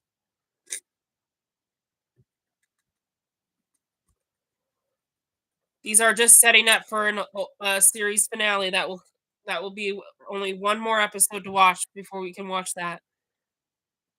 2 episodes. Man. So now you know who died. Someone was gonna die, pass on from the show, and that girl ended up being Anastasia. Jafar just stabbed her in cold blood. Oh my goodness, that's kinda sad. That's the sad part. That's the end of the episode. We're gonna go right into the next one, though. No talking in between. Like I promised, I wasn't interrupted in the middle of a thought this time. Okay, okay. Let me tell you the stamp, though. The stamp. Uh, so we're starting at the same time. Okay, if you just played the episode, pause it, rewind. Just want to make sure we start at the same time because sometimes Disney Plus on other devices loads a little longer. So, all right, if you have your episode ready, it's 42 minutes and 9 seconds. Okay, got that? 42 minutes and 9 seconds. We're just gonna start it in three, two, one, now. Previously in Wonderland.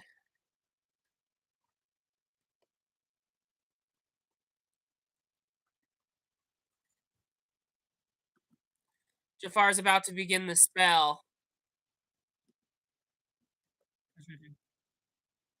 Yep. We're getting a flashback of all the flashbacks in the series. uh,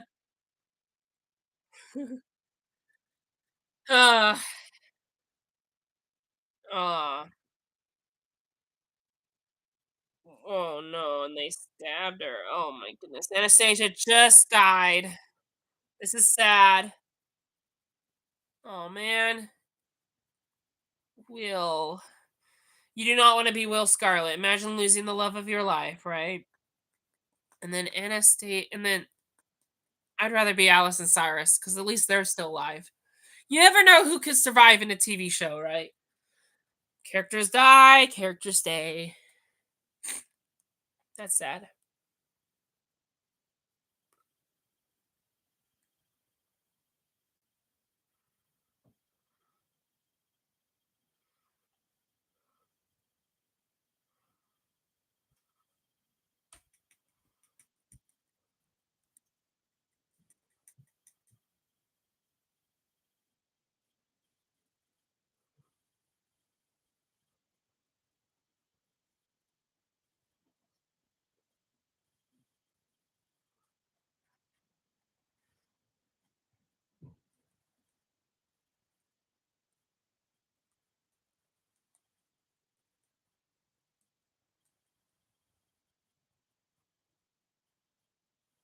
The father learned the error of his ways. He should have gave Jafar mercy when he was a child. But he's learning that he was a bad father. But can you show this guy? Can you learn anything at all, Jafar, besides revenge? Even your father knows better now. It used to be that the you knew better, but the father knows better now.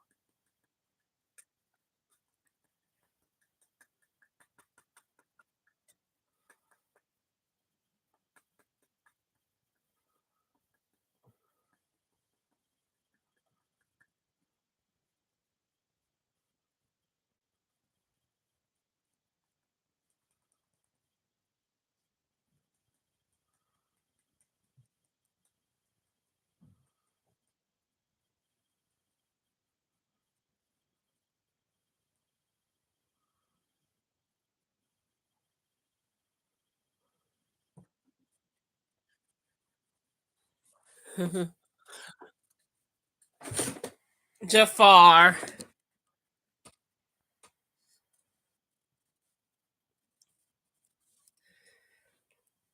Jafar. Trying to manipulate Will so that he could be with he'll do anything to be with Anastasia. Some time ago. What's this episode's flashback gonna bring us?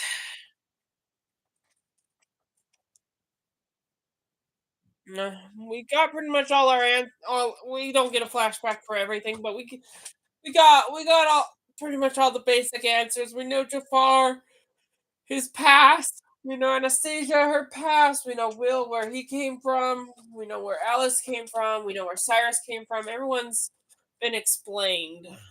Not the Jaggerwalkie, but we're not going to get a flashback on her. So The only thing left, because the series finale does not have a flashback. Not really. It's not a spoiler. It just doesn't have a flashback. So this is our last flashback of the series, and it's about how Anastasia, you know, you know how Will helped save Alice's true love. You know, um, getting someone else's heart back is kind of a similar thing, because like you could get your physical heart back, or you could get it metaphorically, and Alice's metaphorical heart was in Cyrus, so to save Cyrus was like getting her heart back. So since we spent almost the whole series doing that, and then now we're spending the rest of it trying to defeat Jafar, we're getting a flashback of when Alice helped Will get his heart back, but not metaphorically, literally, you know.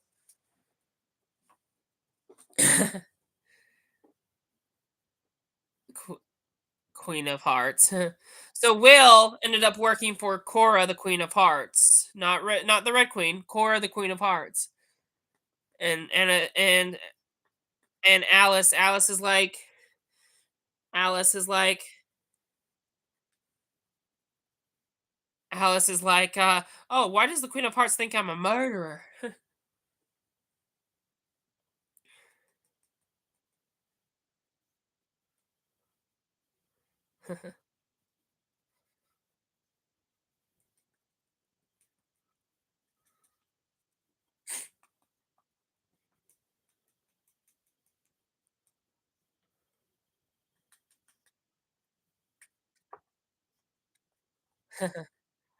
Once upon a time, Wonderland. Of course, we'll see Alice again. You're gonna save her from the asylum, remember?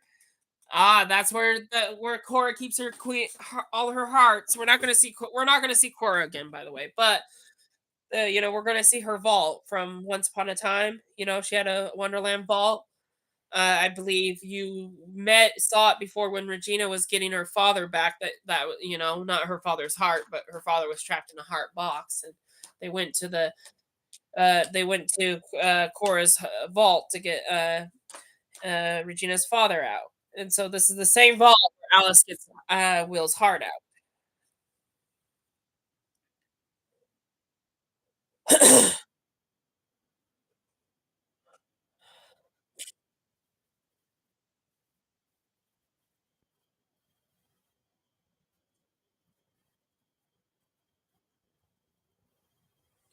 Will is not happy. Alice, give him pity here.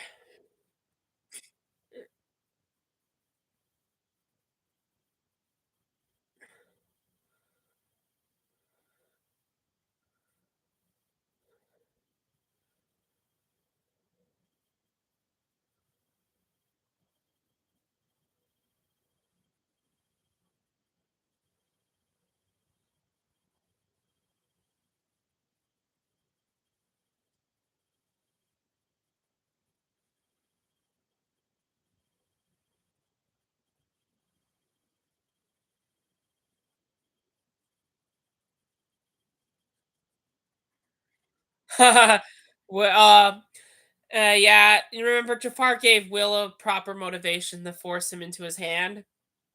So yeah, Will is working for Jafar now, and trying to go undercover with with Alice and Cyrus to try to convince them to let Jafar win.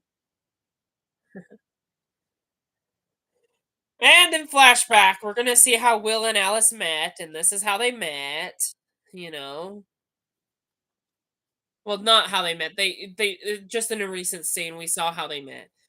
But anyway, they didn't have a proper introduction, so this is it. It's funny because Snow Eye and Charming trapped each other in a net before, and now look at Will trapped in a net. Except Will and Alice are not going to get together. Alice belongs to Cyrus, and Will's true love is Anastasia. This is not a true love net; it's a friendship net between Will and Alice. Snow and Charming was true love. So many characters get trapped in a net.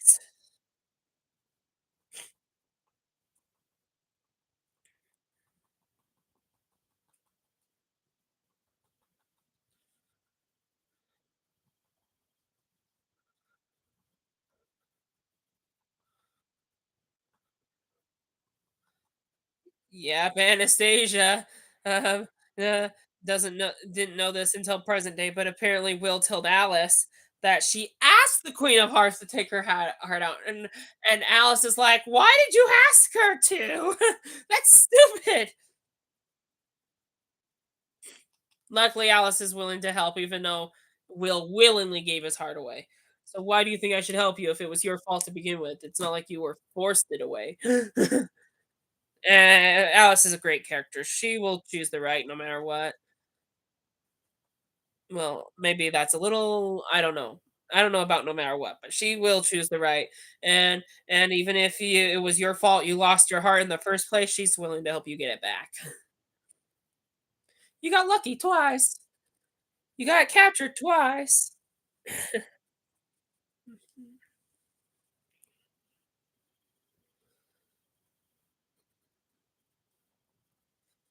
So Alice believes in second chances. If you screw up with her, she will give you a second chance.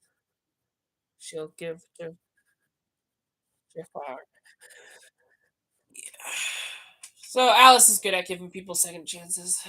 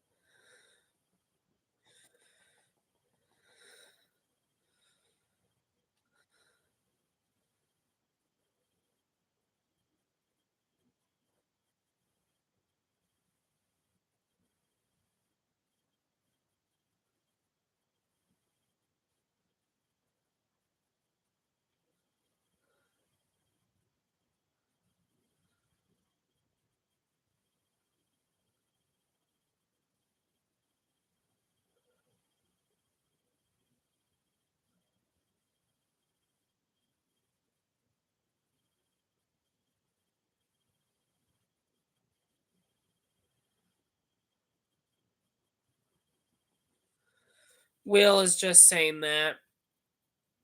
Will is just saying that so that he could possibly steal it when they're not looking.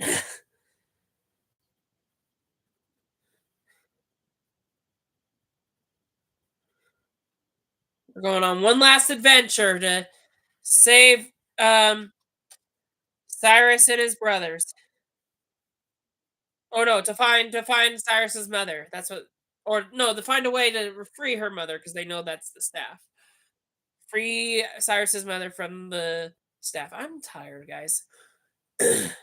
Oh, that's the blade that can. That's the only blade that can hurt the Jagwalkie. Jafar, you should use it because she can still kill you with your greatest fears.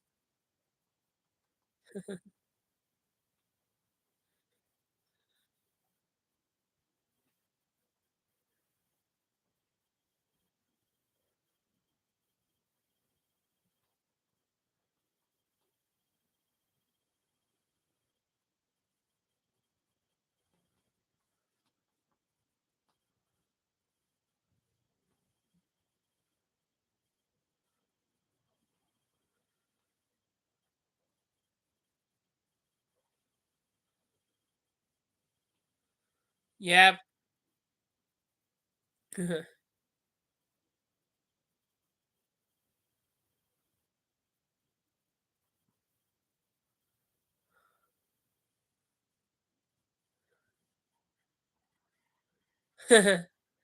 Be careful. You don't want to know.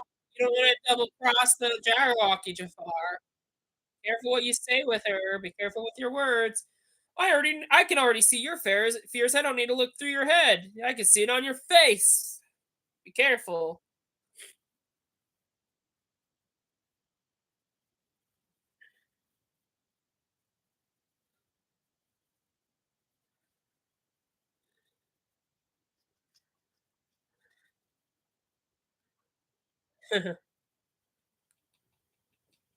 Yeah. Though once Jafar completes the spell, he might be more powerful than the Jaggerwocky. Because the spell that Jafar is trying to do is going to break the laws of magic that Korra was talking about last episode.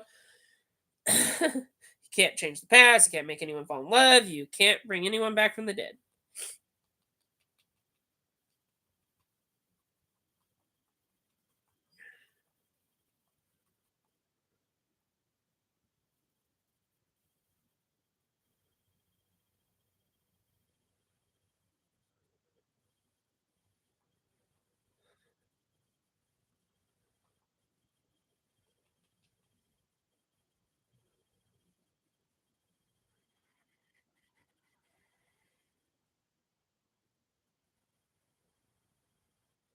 Will, you're making a bad choice, stealing that staff and punching Cyrus, knocking him out. That's not good. I would just forget it never happened. I would just forget it ever happened.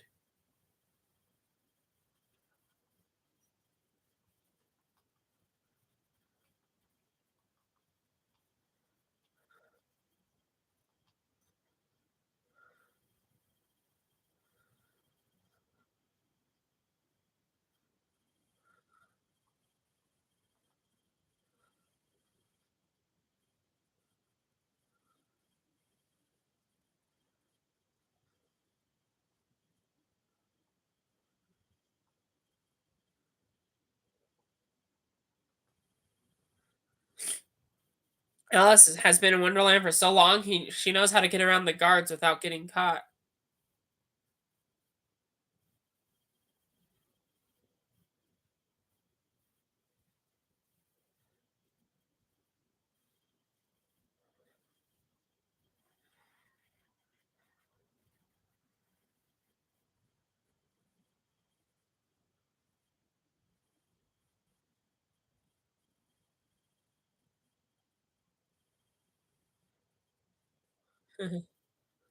Alice knows her cards pretty well.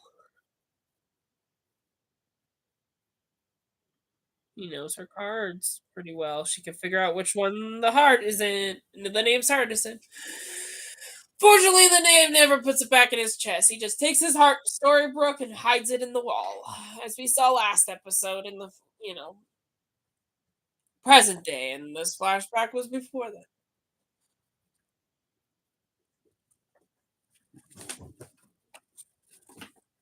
Aha! They can use the lost and found. Will they'll find you before you can give that staff back to Jafar.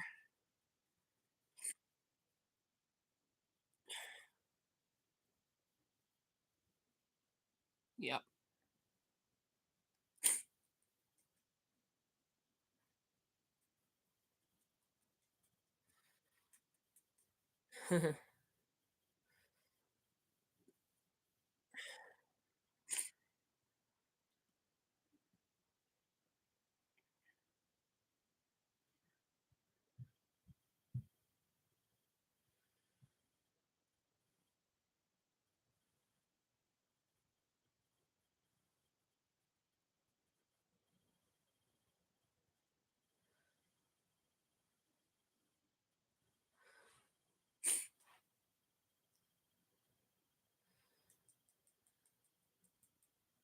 These are Cyrus's brothers. We have never seen them in the present before.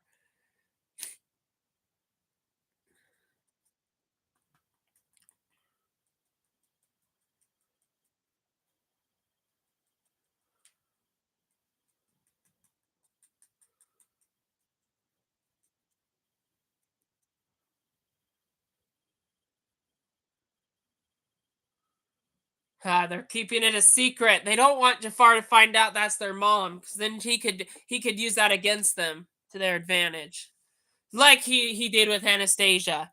We don't want to see Amara dead now, do we? I mean, she has to die to return the water, but let's have Cyrus do that and say goodbye to his mother, instead of Jafar.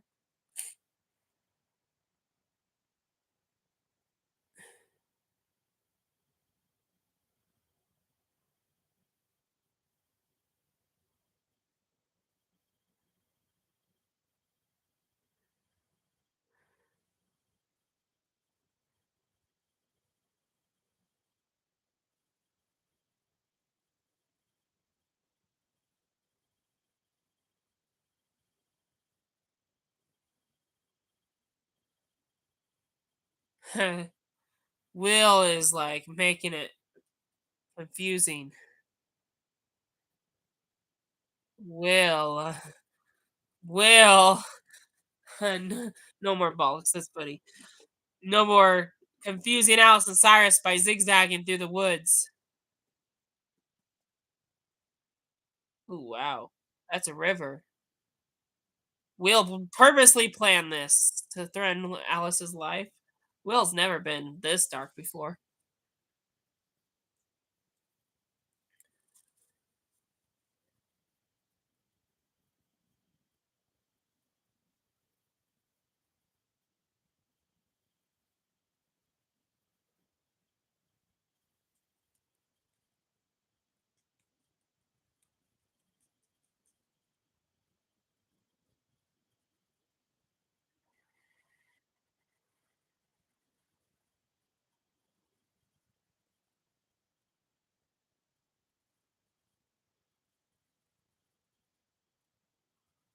Uh-huh. Love is something worth fighting for, but you have to fight for the right reasons, Will, not the wrong ones.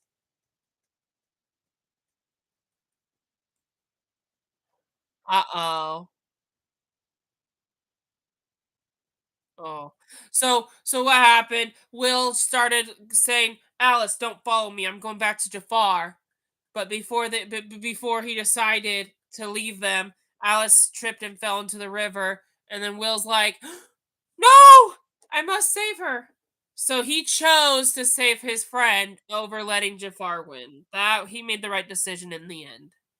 Okay, good job, Will, resisting Jafar's motives motivation.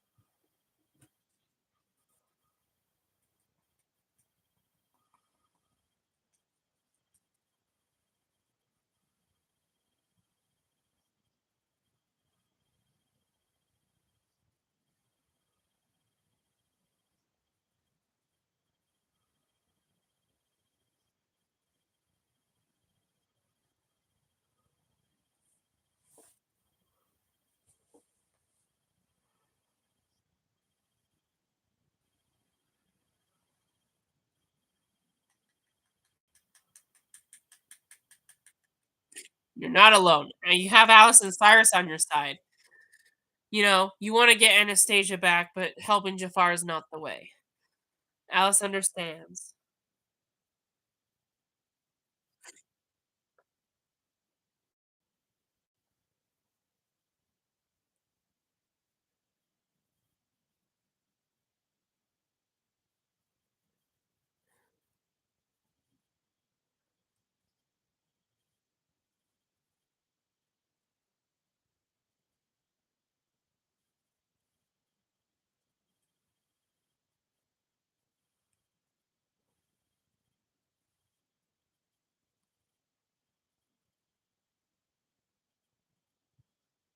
That all you had to do was say it, Alice. This is the flashback, by the way.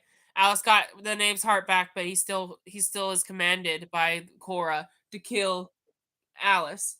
And Alice was figuring out why he still wanted to kill her. So and by saying I want you to stop killing me, that solved the problem.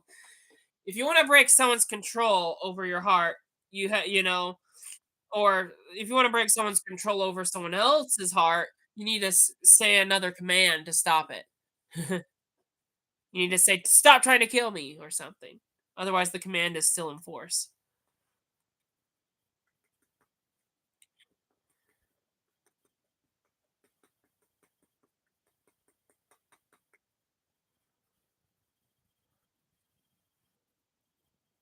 Will. So, so that might be the end of that flashback. So let me explain. So yes, with the heart, Alice commanded Will to help her find proof to prove that Wonderland's real. Because remember, in the beginning of the series, she was finding proof for her father to believe in Wonderland.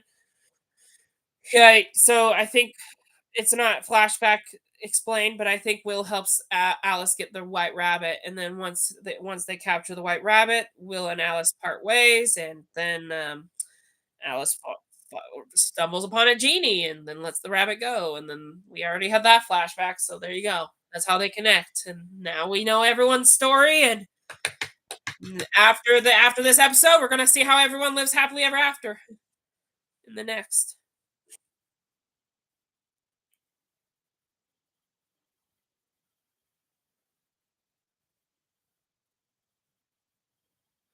Cyrus knows how to talk to a lady, all right, but you're an evil lady.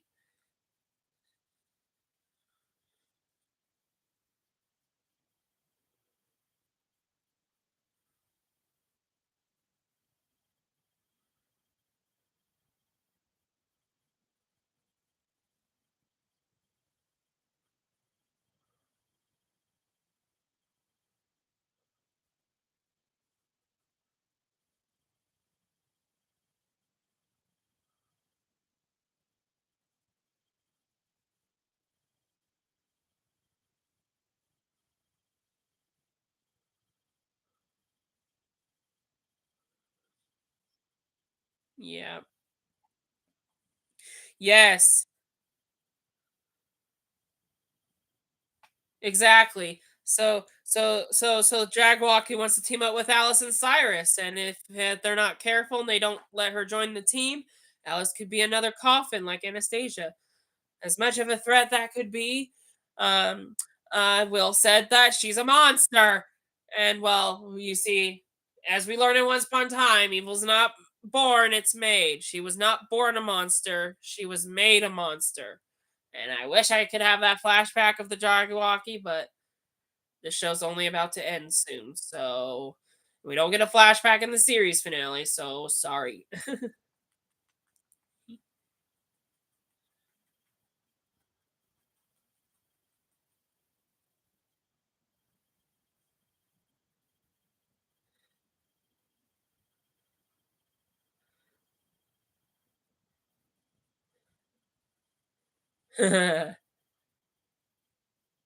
Wow, there's Amara.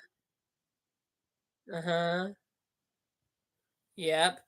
So they have a problem, and and the Jagwalkie is not able to help them, and so as long as she's not able to help them with freeing Cyrus's mother, she has no use to them. Therefore, Alice pushes the Jagwalkie away. Luckily, the Jagwalkie doesn't scare her to death because of her decision. She's gonna regret her decision. Not really. Jagwalkie, she's still an evil person. But anyway, Alice made the right decision not to team up with her. But the Jagwalkie's like threatening, saying, "You're gonna regret not using my help." Blah blah blah. But no real threat other than that. She just walks away. So I don't really know the purpose of that scene. She should just stay on Jafar's side. But anyway, but she's like, "Well, I might not be able to help you free Amara, but Amara can free herself." Apparently. And then we see her yellow eyes glow through the staff again. So she's probably gonna free herself from the staff. She doesn't need a spell or anyone to free her from the snake staff. Now we're in the flashback where Allison and the Knave of Hearts, Will Scarlet, are just hanging out at a bar talking. He's talking about her sister. Will has a sister who drowned and died and never got to see her grow up. How sad. Yep. And Alice knows what it's like to lose someone because she lost Cyrus. Actually, no, this flashback is before she lost Cyrus. So actually, she still knows what it's like to lose someone because she lost her mother when she was little. So that comment that line still makes sense. But now she knows how to lose a true love soulmate because in the present day she lost Cyrus and fought to get him back. Oh, I'm stretching. Back to present day. They're sneaking in the dungeon again. What could they want in there? Oh, Anastasia's body, maybe? No. She's still down there in the dungeon in a coffin.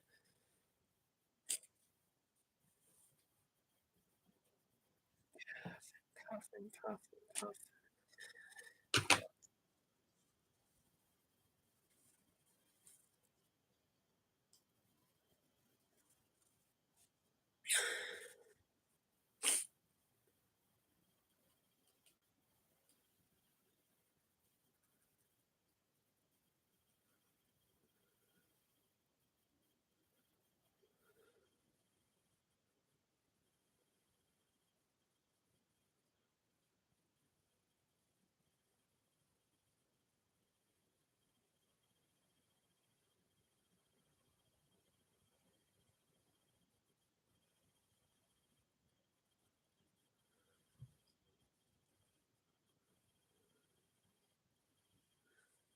Yeah. So they kidnapped Cyrus they because they refused to let the Jagwalkie join them. And Cyrus and all Jafar wants from Cyrus is the staff, and he's like, "Where's my staff?" And Cyrus is like, "I'm not going to tell you," and spits at him, and Jafar gets mad.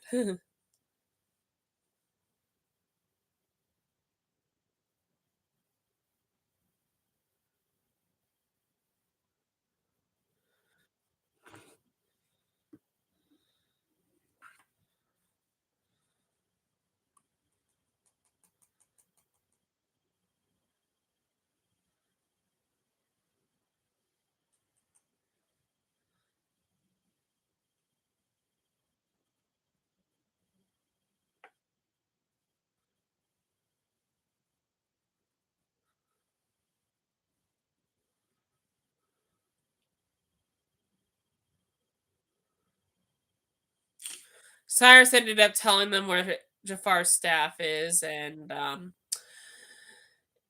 the consequence is he just goes to jail, even though he did tell Jafar and didn't lie to him. Jafar never delivers on his freedom. But at least jail's better than having him kill you. And at least the Jagwalker didn't scare Cyrus to death with his fears. She controls on whether she wants someone to die from their fears or not.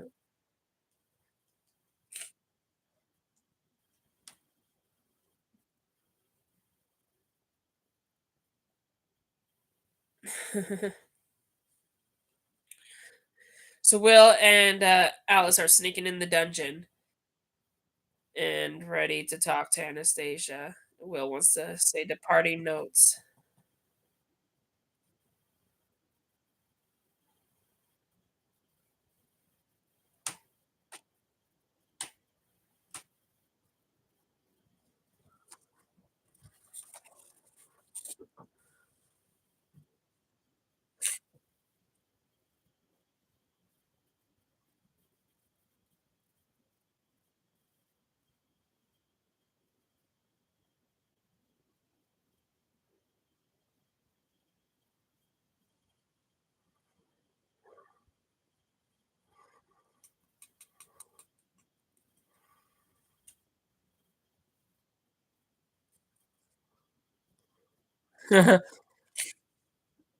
Well, I mean, he just wanted to come see Anastasia, and apparently Alice's tricks on avoiding guards did not go very well. And now they have to make an escape.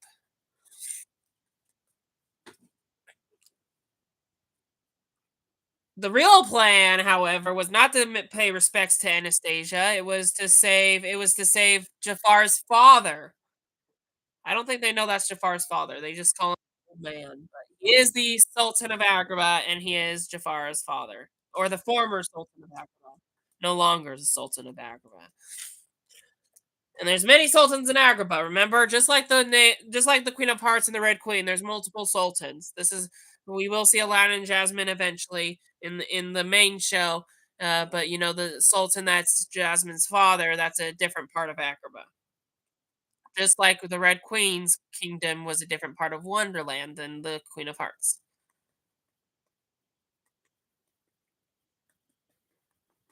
What's kind of funny though, um, is that when we watch the main show, they say in season 2 that there's only one queen, and that's the Queen of Hearts. So,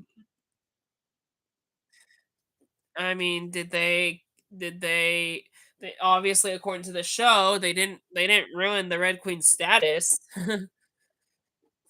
So, yeah, there's plot holes. There's many reasons to say that this is a different universe, but it's not. The writers say it's in the same universe, but sometimes you can find plot holes that don't match it with the main show. It's okay. Ignore the plot holes and enjoy it for what it is.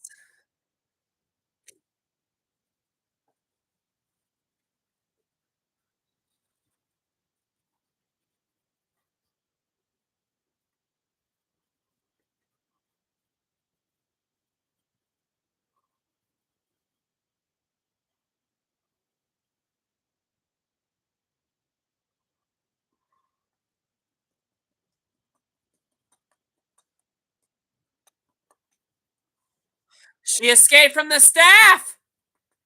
Amara's out. How did she get herself out? That's crazy. They never showed us that. How she got herself out. Let's leave the. This is and now Amara's like, this is just between us. Let's leave Will and Cyrus out of this. Yep.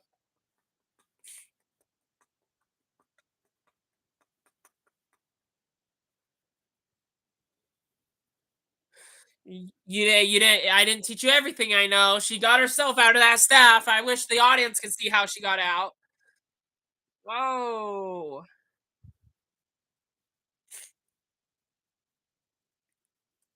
Wow, Amara's fighting for Cyrus's life. It's only a matter of time before Jafar finds out you're mother and son. Oh no, it's the guards! Run! Alice is fighting a lot to save him. This old man, who's Jafar's father.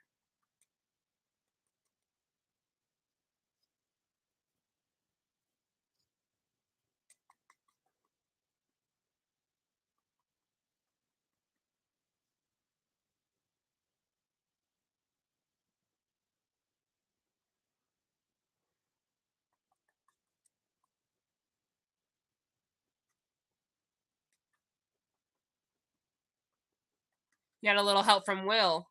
Yep. Will.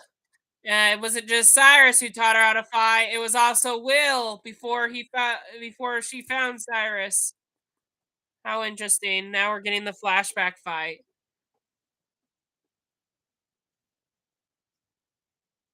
Push them to the walls. Remember when Regina came to Wonderland? We found out the walls sucked you in. So yeah, that's why you have to stay away from the walls when you go to Wonderland. That's how they got rid of the guards. That's the one thing about Alice is she's really good at breaking in without getting caught, but it's hard to break out.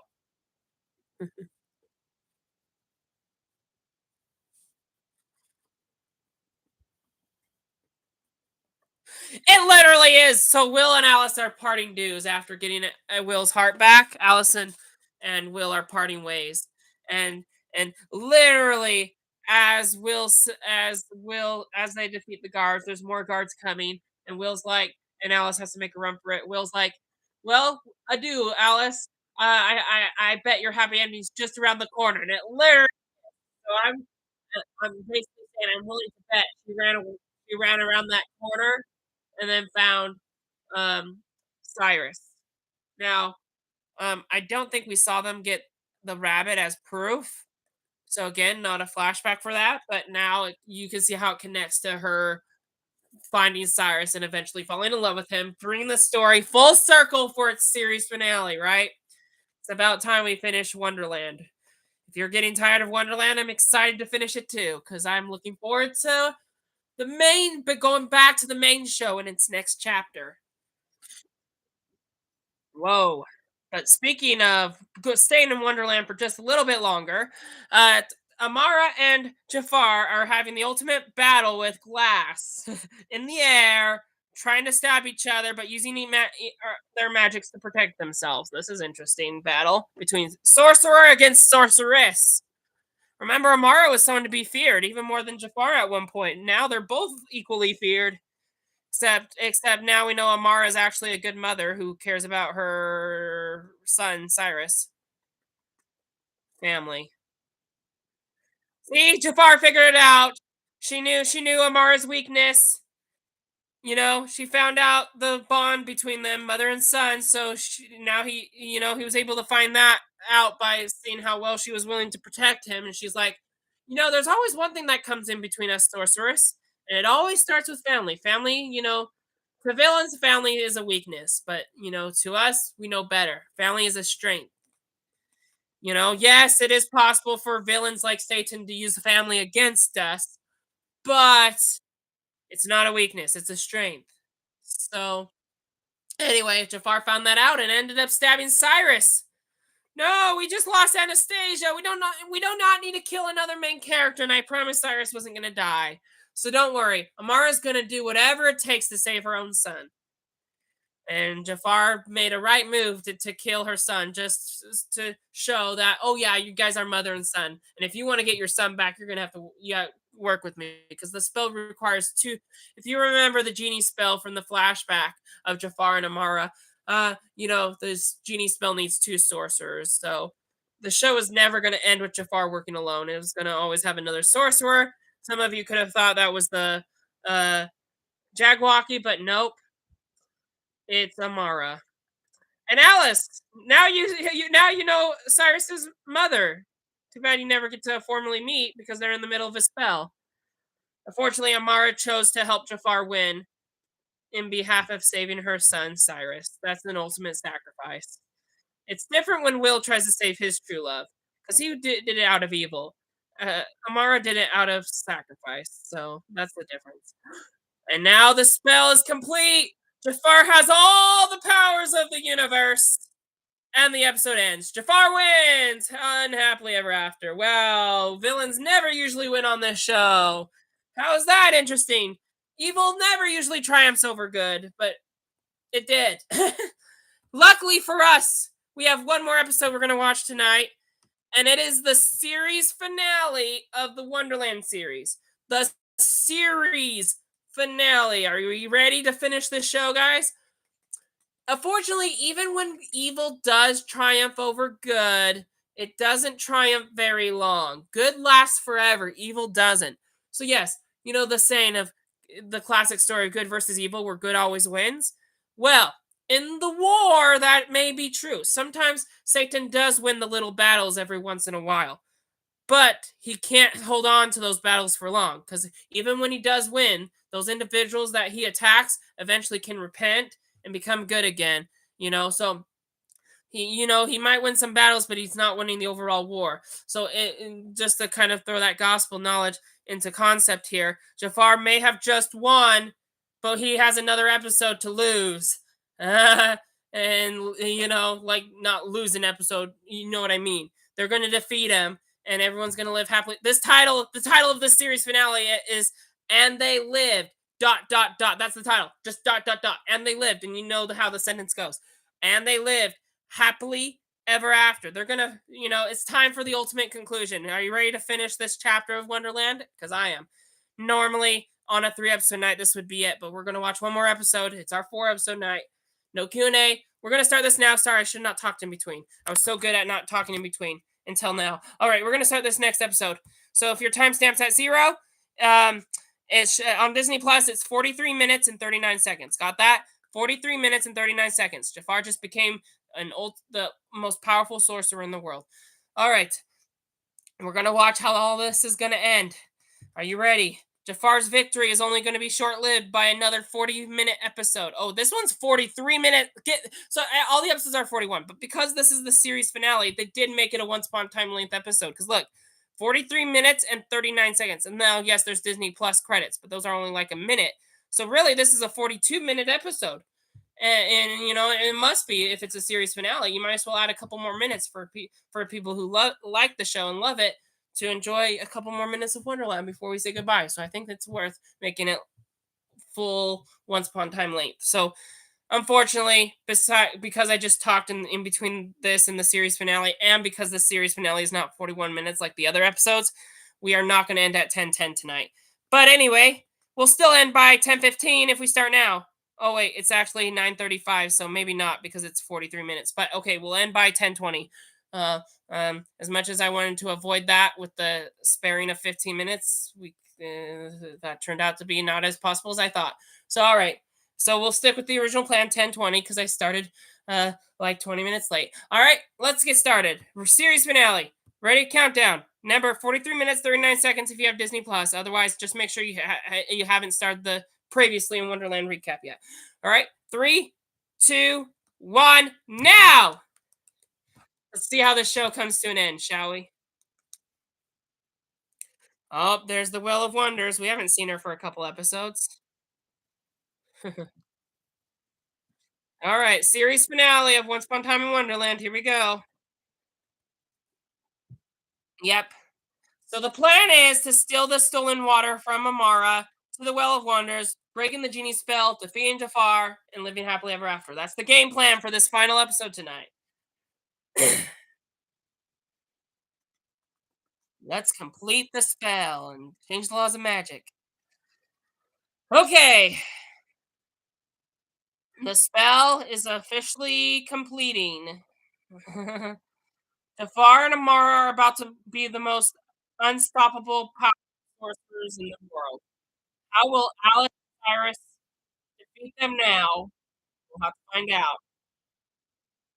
Welcome to our series finale. Here we go. It is done. Yep. Here we go. The spell has been cast.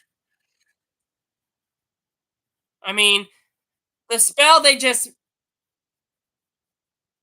Yep, exactly. Jafar and Amara are the most powerful sorcerers in the world.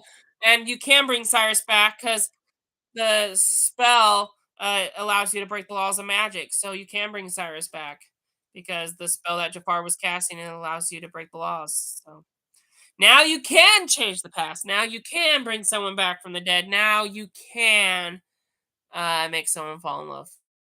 He's gonna break all those rules in this episode tonight. hmm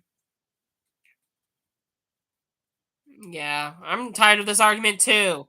Uh, my love is not something you could have just had. You had to earn it. Oh my goodness. I mean, this also was still a bad father, but yeah, I can understand him not wanting to accept his son now, considering how evil he's turned out to be. Oh, but now Jafar has the power to make his own father love him. How neat!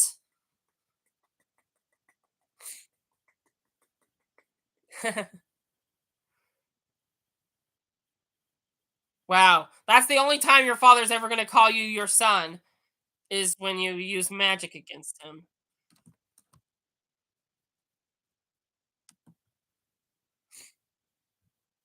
Oh.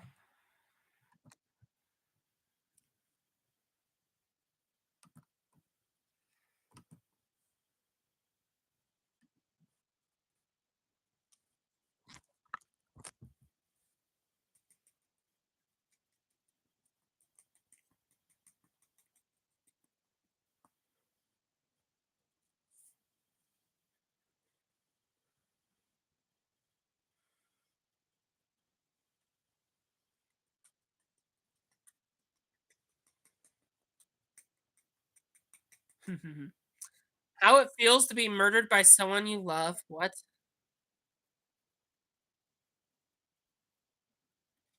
Jafar, he's so evil that even when he just stole his father's love, he still killed his his old man and turned him into water. Oh my goodness. Yep. You got distracted. Jafar, Cyrus, and Amara already escaped. Sadly. They didn't want to stick around to see father and son drama. So, I mean, well, Amara is from Agrabah, so we're getting magic carpets in Wonderland. That never usually happens. That's a crossover of two fairy tales right there. Aw, look at the thumbnail of our series finale. It's the White Rabbit saying farewell. It's time to say farewell to all these characters. Farewell to Once Upon a Time in Wonderland. Speaking of farewell, here's the Jagawalkie trying to smell out Jafar's fears and now being the most powerful sorcerer in the world. Just listen. He's afraid of nothing. He has no fears. So the Jagawalkie can't scare him to death because he's now more powerful than she is. So now instead of everyone fearing the Jagawalkie, everyone needs to fear Jafar because he's outlived the fiercest of them all, and he's outlived his own teacher Amara as well.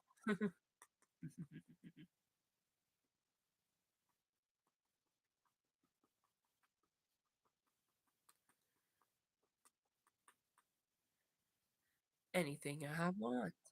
He used his powers to turn out all the torches so that the Jagawalkie can be alone in the dark. He literally used the only weapon that can kill her. The one that kept her trapped on the ceiling in that tower. Now he's trapped in the dungeon of the Red Queen's castle, or what used to be the Red Queen's castle, and she's stuck to a wall again. And I'm afraid no one's gonna let her out, and she's gonna stay in the dark for the rest of the series. So that's the end of the Jagawalkie. So speaking of farewells, I hope you said your goodbyes to the Jagawalkie. Right now, Allison Amara is. Yep. See, do you remember that flashback where um Cyrus took Alice? Alice was injured. Cyrus took Alice to the White Rabbit's place and they healed him. Well, they are doing the same thing to Cyrus now, and unfortunately, they don't need the rabbit's wife to heal them because Amara has her own magic.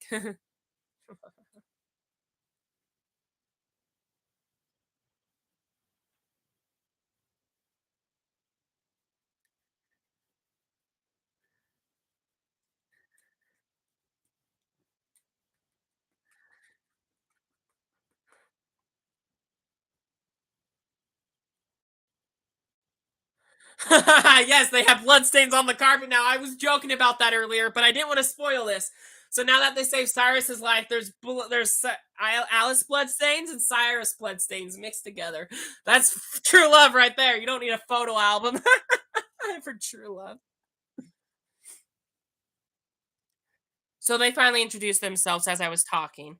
Um, Alice and Cyrus, no, Alice and Amara introduced each other. And so now they know each other. And because they're engaged, Alice is talking to her own mother in law. And I'm glad before Amara dies tonight, she got to meet Alice. That's kind of cool. Meet your in laws before they pass away. And now they have to build up an army to defeat Jafar once and for all. That won't take long.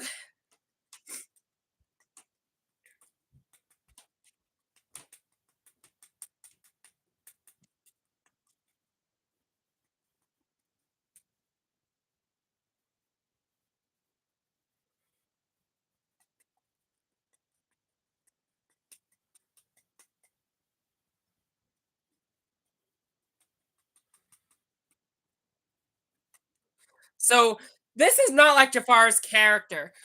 Jafar let Will out of his bottle, and even though Will didn't return the staff back to Jafar, um, Jafar's still going to hold his end of the bargain, and that's not like him to do that when you disappoint Jafar. But now he's the most powerful sorcerer in the world. He has no plans. Um, he could keep up his end of the bargain without other motivations in mind. So I mean, he brought Anastasia back from the dead because he has the power to break the laws of magic now. But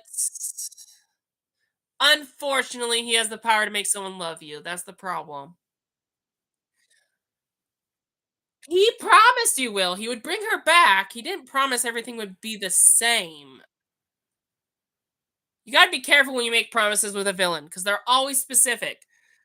You know, when you make a promise, you got to know it word for word what the promise is. Otherwise, you may not get what you want. Most of the time, that's always the case with working with a villain. You don't always get. They turn on you, or or they trick you. This was a trick because he did bring Anastasia back. She's alive and well, but she's in love with Jafar again, just like the good old days before she had a redemption arc. Yep, he changed the laws of magic to bring her back, torment Will by making her fall in love with Jafar instead of Will. That's ouch. Imagine your own wife turning on you with a love spell of someone else. In other words, that's cheating, but there's a difference. There's someone choosing to cheat and forced to be cheated. Because Anastasia is not choosing Jafar over Will. She's under a love spell, which is against the laws of magic. Speaking of laws of magic and bringing back from the dead, he didn't just bring Anastasia back from the dead. He's bringing everyone who ever died in Wonderland back from the dead. That's kind of creepy. It's Halloween season. And it's about time we see zombies. We did in season two, but that was not Halloween in Once Upon a Time. So I'm glad we're seeing zombies in on around Halloween season.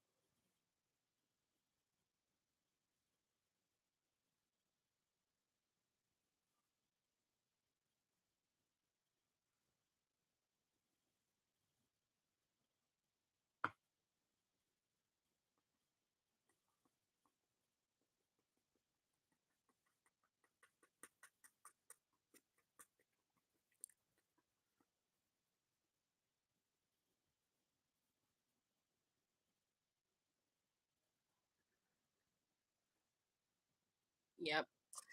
He never breaks a promise. He promised to marry you in a wedding. You shall have Alice. So the fact that she wants to separate from Cyrus, gather an army while Cyrus goes with Amara to, return the water to the well. The fact she wants to separate, that's the last thing she should think about, separate from her fiance. You know, there's no telling if she'll survive storming Jafar's castle. If by lucky she does survive, Cyrus is like, remember, I made a promise to marry you, so you better survive and come through. I'm looking forward to seeing you after this war is over, so we can get married and live happily ever after. Speaking of the devil, Jafar is gathering an army of dead people while Alice is grabbing an army of living people. It's like dead against living. It's like people on Earth versus the people in the spirit world, kind of. Except they're not from the spirit world anymore. They're back in their bodies, back from the dead. They're like resurrected in a way, but still mortally, not immortally. Their task, for those working for Jafar, their task is to capture Alice and her friends and bring them to Jafar. You know,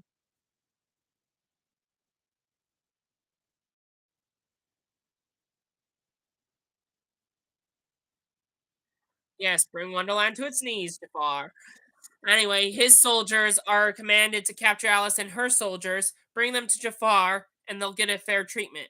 Otherwise, capture anyone who stands in your way and kill them or defeat the obstacle, whatever you can, to get to Alice and her friends.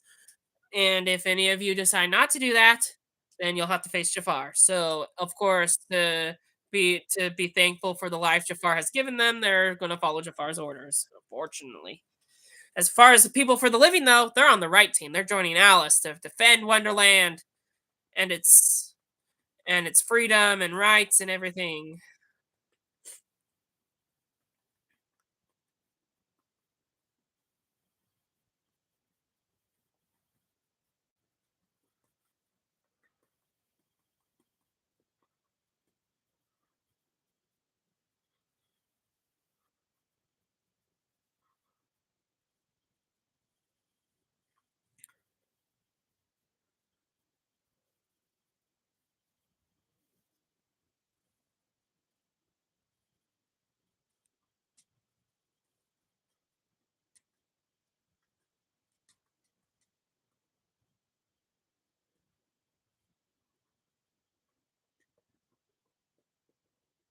It's time to save Wonderland and bring it back to the beautiful beauty it used to be before Korra and Red Queen took over. It was not a dangerous place. It was a wonderful place full of beautiful characters and upside down magic for kids to enjoy until the Red Queen and Jafar and the Korra took over. Now Alice is going to claim it back for what it's meant for it to be. Wonderland's not a bad place. It's not like Neverland. It's a good place to be. It just has bad people in it that we have to defeat and get rid of. Win the war for every Wonderland folks' sake. Alice gave a really good speech there. Nope, until the war begins, the sword fight between uh Alice's army and Jafar's army. Living versus the dead.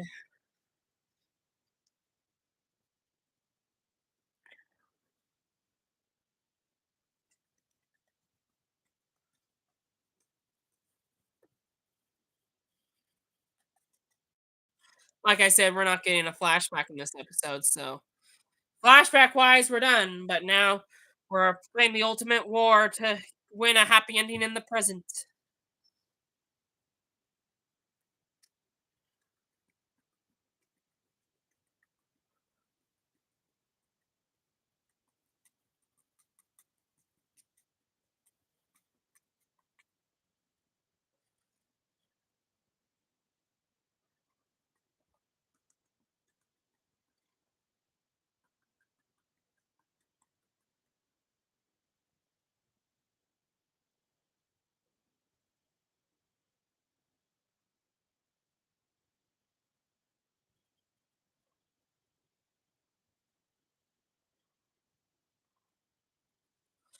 Alice just watched some of the dead soldiers kill a few of hers, so, she tried to stop it, but unfortunately they captured her, and the white rabbit is just standing there not helping because he's just a white rabbit and he can't really do anything, and so now the white rabbit feels bad and wants to save her, so he's probably gonna get Amara and Cyrus and get backup so he can help save Alice from the captures of Jafar. Oh, look at Alice being brave and punching Jafar, but Jafar uses his magic to stop her and tie her to a chair.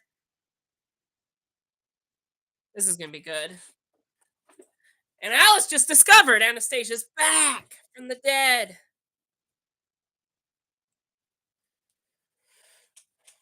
Oh, and Alice is watching Anastasia kiss Jafar. It's kind of disgusting. Everyone knows Jafar is not Anastasia's type, and Will doesn't enjoy watching this at all because that's his true love, kissing another. It's not her fault though. Jafar put a love spell on her.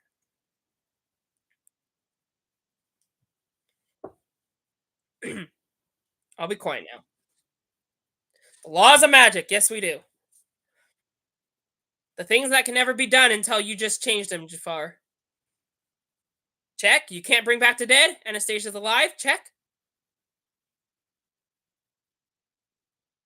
Check. Anastasia's in love with Jafar. Again, check. He broke that rule.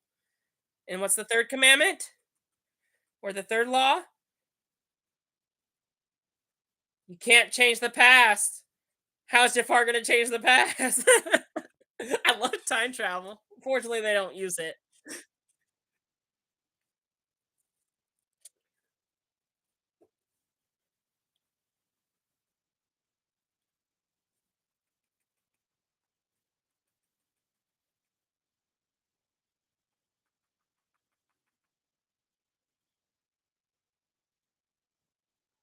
That's his plan. He's going to go back in time and exactly.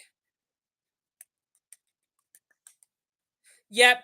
If Alice doesn't surrender to Jafar, Jafar is willing to threaten her by going back, changing the past to where she never met Cyrus. The series never happened. She never went to Wonderland, and she'd be back in that awful place in the sane asylum of England.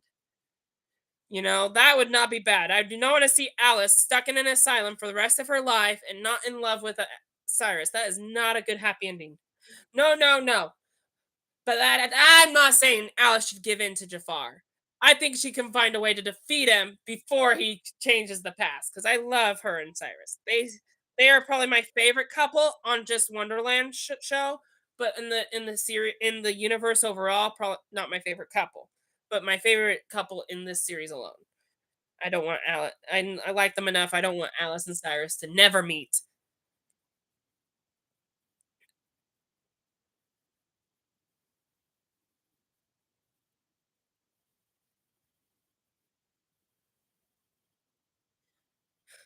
Vanish. He just stole Cyrus's wedding ring that Cyrus gave to Alice, and then he made it vanish. He's like, if you tell me where Amara is, or yeah, if you tell me where Amara is, I will keep Cyrus. I will keep the love of you and Cyrus and let them live on. But if you make me wait any longer, I'll change the past. What is Alice gonna do?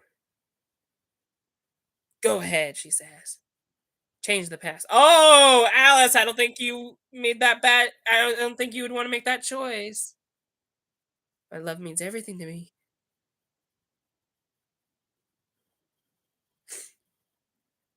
Oh, what a great twist.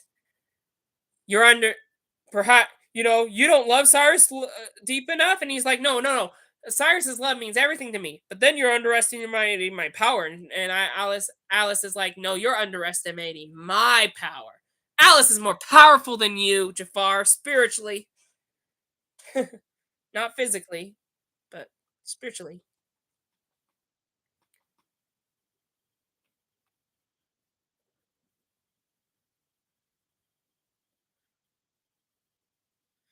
Yep, yep. All you have are politricks.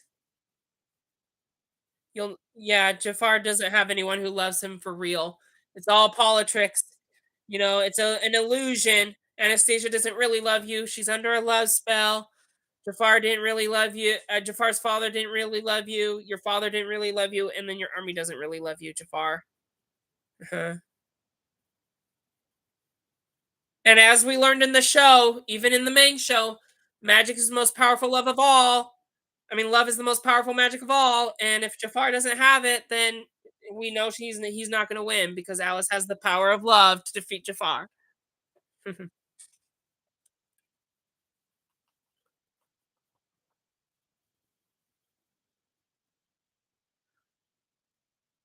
Wow.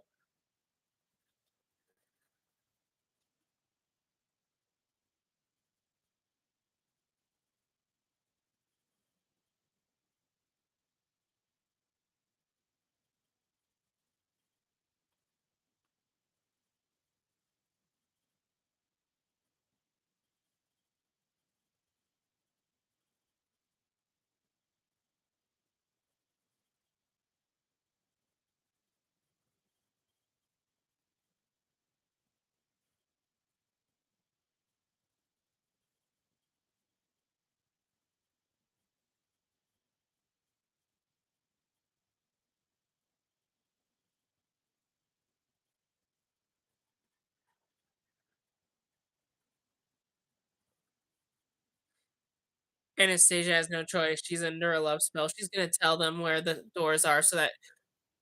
Mhm.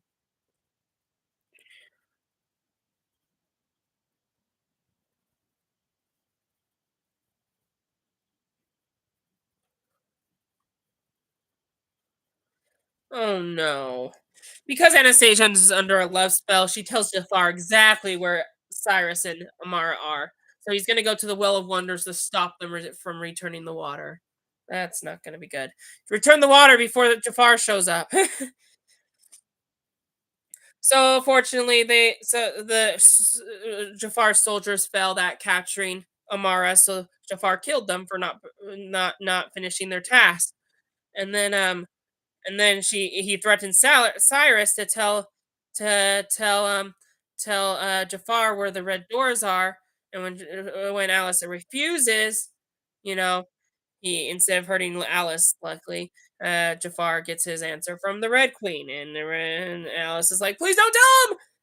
And unfortunately, the Red Queen has no choice because she's under a love spell. She wants to do everything Jafar says, and so including asking her where the doors are. And Anastasia does know where the Well of Wonders is. Not because she went with Alice and Cyrus in the few episodes ago, but like because she's the one who told them about it in the first place, and that's when the sorcerer were in the well said you had to return the water. So that's what got us here today. They're trying to return the water.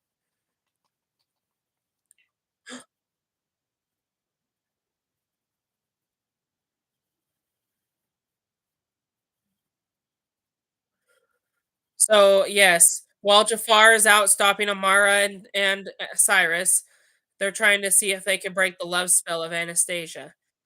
And unfortunately, as the White Rabbit brought in reinforcements to free them, he got caught, and well, she was about to go kill him or something until Will caught her attention. So luckily, the White Rabbit's life is saved by Will Scarlet, even though he's captured and locked in a magic spell cage. He's using words to convince her what true love is. True love means heartbreak and making up and for all that loss and really loving someone. It's not. It's That's what true love is. False love is just forced love. True love is n- not forced. Look, look! Will is using his power to convince Anastasia, and with just enough power of love, he's able to break through his little magic barrier prison, grab her by the hands, and kiss and give her true love's kiss, which broke the love spell. Because if one thing, no matter how powerful, one rule you can't break is true love's kiss will always break the spell. You cannot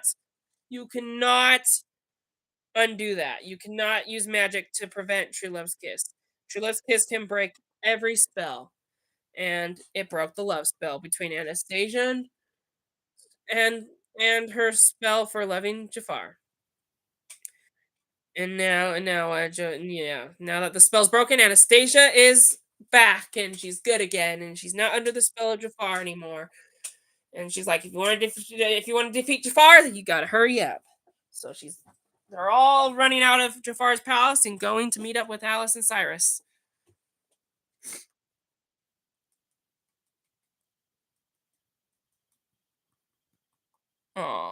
Now speaking of Cyrus and his mom, this is his moment of saying goodbye. Because Tamara, in order for her to return the water, she has to die.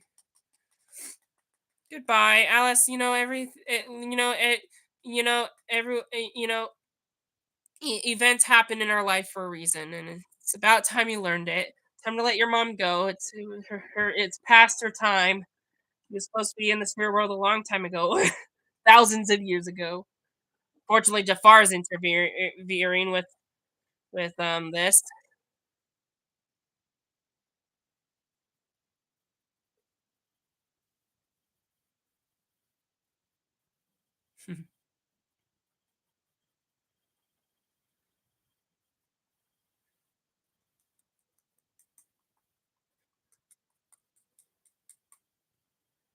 Aww.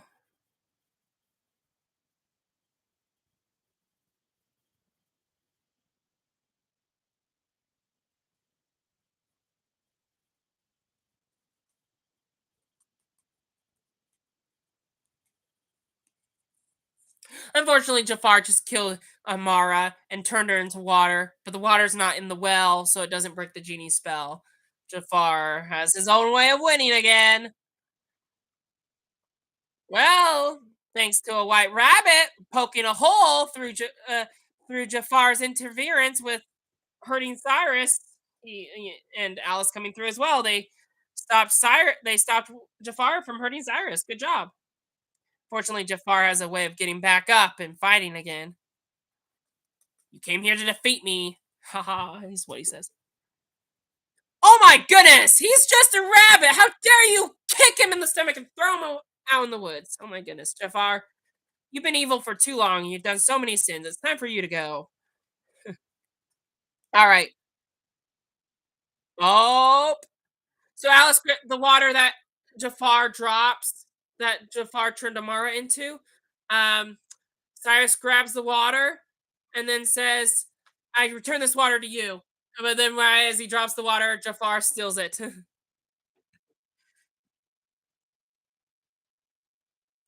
So this water goes into the well, and the genie spell is broken. Is that how you thought this would go? I thought so.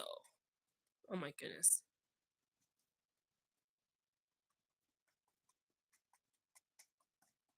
Yep. Well, Jafar.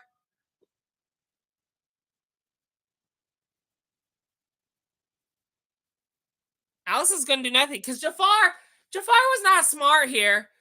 Cyrus already agreed to return the water. So by taking the water from Cyrus, Jafar's not stealing the water from them anymore. He's stealing it from the Well of Wonders, which you know what happened when Cyrus did it? He turned into a genie. Now she's gonna turn Jafar into a genie.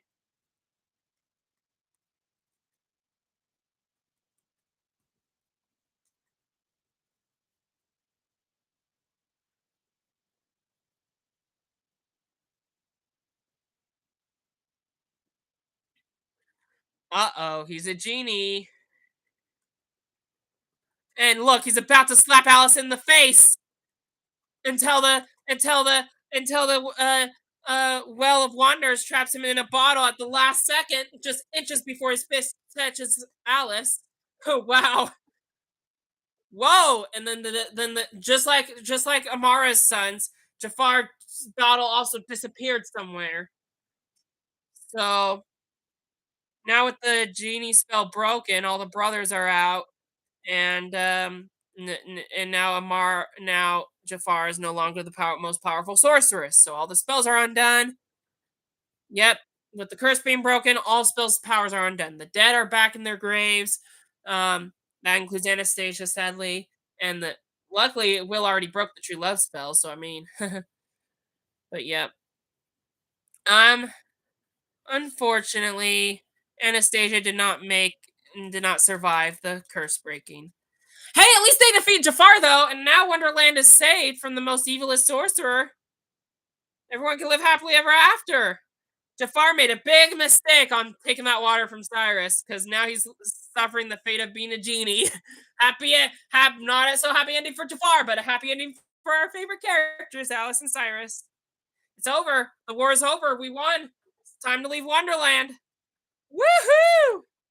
Fortunately, this episode has 10 minutes left. So let's enjoy 10 minutes of a happy ending, y'all.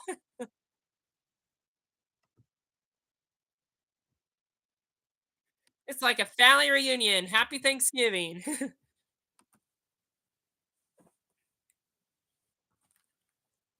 Yep. Yep. Yes. So Cyrus is breaking the news to his brothers that Amara died just so that we can all be free. Yep. All of this was for nothing? No, it wasn't. Yeah, so all of this saving our mother's life was for nothing? No, it wasn't. It was for everything. By not saving Amara's life, they became genies and learned a valuable lesson on how important how important the meaning of life is. And by learning this lesson, they became better people, and by returning the water and repenting of their sins and returning Amara's life to the water, everyone gets to live better lives and have better families and stuff. So it was worth it. It was worth the journey. Even though you made the mistake of stealing water, Cyrus, you made up for it.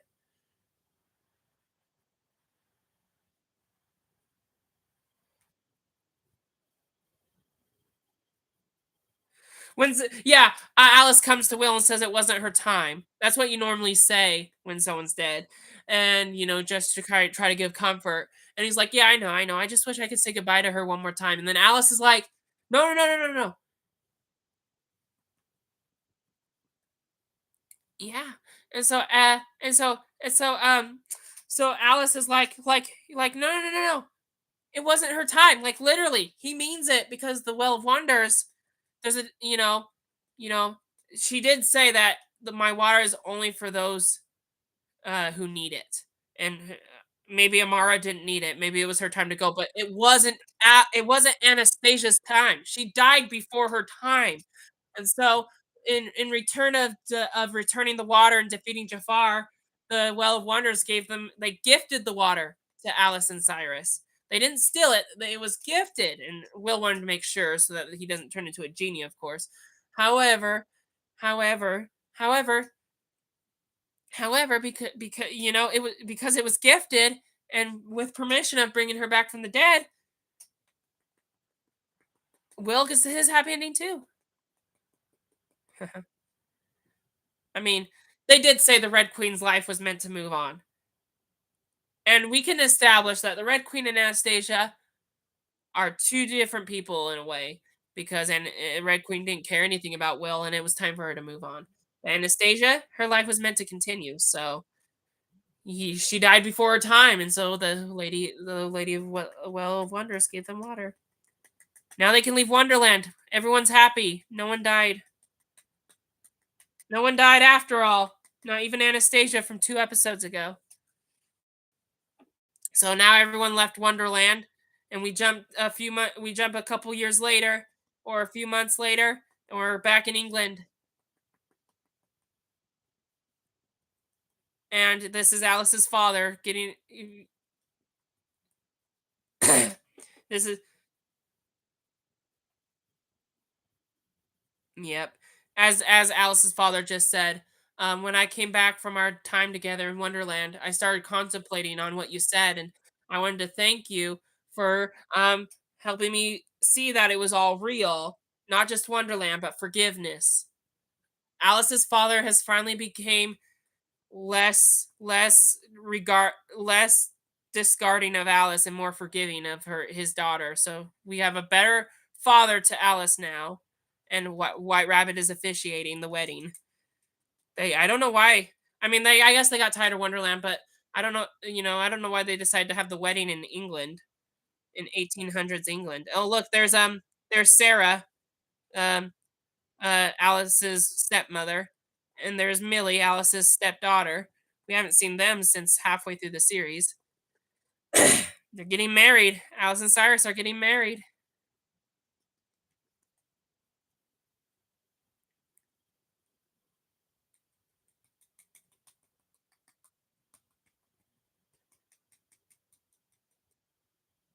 Oh. So after defeating Jafar and saving Wonderland, they all went back home, and Alice and Cyrus finally get the happy ending they deserve, their wedding. And everyone's in attendance, even the people who don't believe in Wonderland. Sarah's even seen this for the first time, talking white rabbits and black rabbits and stuff. There's Will Scarlet saying, "I eject." I'm just kidding. That's embarrassing. Don't do that at a wedding. Don't eject. Whoever thinks these people shouldn't be married, speak now or forever hold your peace. And he's like, "I eject." I'm kidding. Don't do that. I'm gonna be quiet as the rabbit finishes his wedding speech. Everyone's there. Everyone's happy. Both families of Alice and Cyrus are there.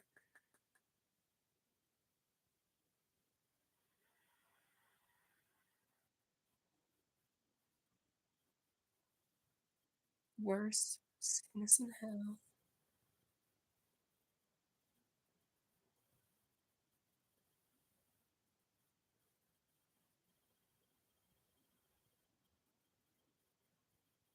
Yep. Anastasia died, and their love lived on.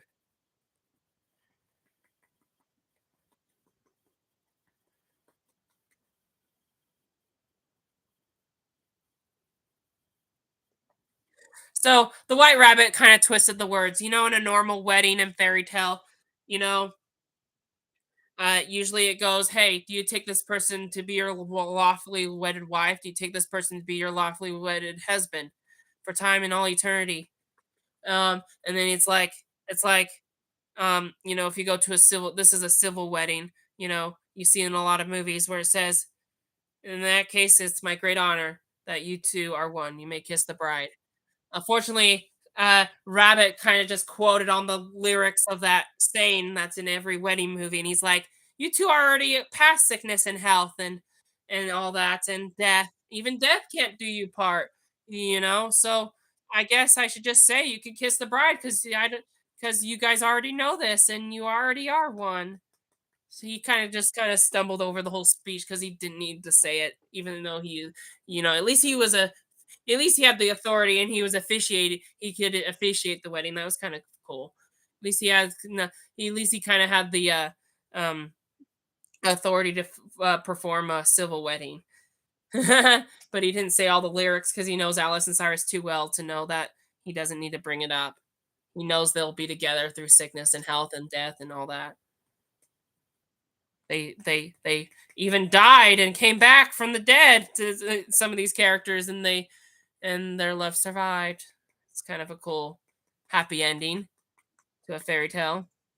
Everyone's saying goodbye to each other, but he's like, but Anastasia's like, "No, how about a see you soon? This is not a forever goodbye. We could see each other again, but not on camera because this is the end of the show. So I'm sorry, guys, we're not going to see these people interact again. But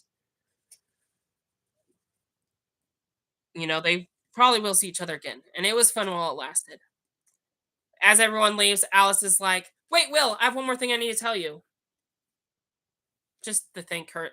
So the only thing Alice need to really tell Will is, I think, um, I thank you for everything and promise to hold on to your heart this time. Yes, Will's gonna hold on to his heart as long as Alice, you hold on to yours. Then we don't have to create another season or show where you have to save each other's hearts again. Last time Alice helped Will, he didn't keep his heart.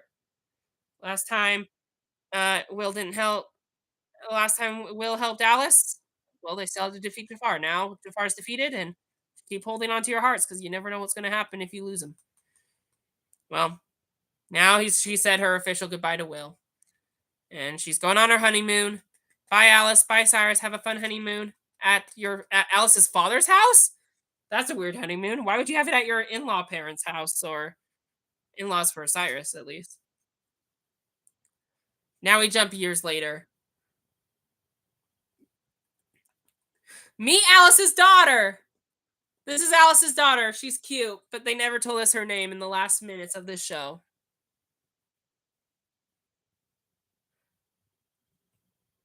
Alice's Adventures in Wonderland. How about we call this story Once Upon a Time in Wonderland? That's the title of the series, isn't it? Is it true? Did it all happen? The daughter of Alice says. All the things that happened are impossible, but in Wonderland, anything is possible. Did all the stories really happen? It did, every last word. Your mom would never lie to you, girl. Look at Alice and Cyrus. They look so much older now. How cool is that? A kid of their own. They're so much older. They're living happily lives with no villains in the way. And look, they're having a tea party. And who's watching in the distance? White Rabbit. It's happening again. Alice was once a child, and a white rabbit took her to Wonderland. Now it's time for Alice's child to do the same thing. The cycle continues. Cycle continues. Now, there's not a show on this, but now Alice's daughter gets to go on adventures to Wonderland. What a happy ending is that? And I know we're rolling credits right now, but Um, as I was talking and as we jumped into the future, Alice was reading to her daughter that when they went back to Wonderland, the Red Queen renamed herself as the White Queen. Because white is good, red is like evil, is kind of a symbolism for evil. White is good, and now with Anastasia having had her full redemption arc, she reclaimed her and the Knave of Hearts, Will Scarlet reclaimed Wonderland, but not for power or riches. They claimed it. They claimed themselves as king and queen of Wonderland, and to give Wonderland all the wonder and power. And so anyway, this is different. This is not like before where Anastasia all she wanted was a crown and jewels. No, no, no. She took back Wonderland for the people, only for the people to live in peace. So she's still the ruler of Wonderland, but a leader of peace now instead of a leader of revenge. Kind of like I said earlier that I was distracted watching videos on President Nilsson. I can kind of say that she's kind of more like Russell and Nilsson now. She's kind of a leader of peace. She's leading the people of Wonderland, and if another threat comes along the way, she'll stand by them and protect them. So I think that's a good happy ending for her. Her and the Knave are ruling Wonderland together. You know, I mean, in the long run, in the long run, she made a good choice. I mean, it was wrong before to choose Royal over her thief boyfriend, but now having made up for her choices and making good ones, she still ended up being the queen of Wonderland with Will as the king. So I mean, yeah, you're not begging for scraps on the street anymore. So I mean, you got the best of both worlds.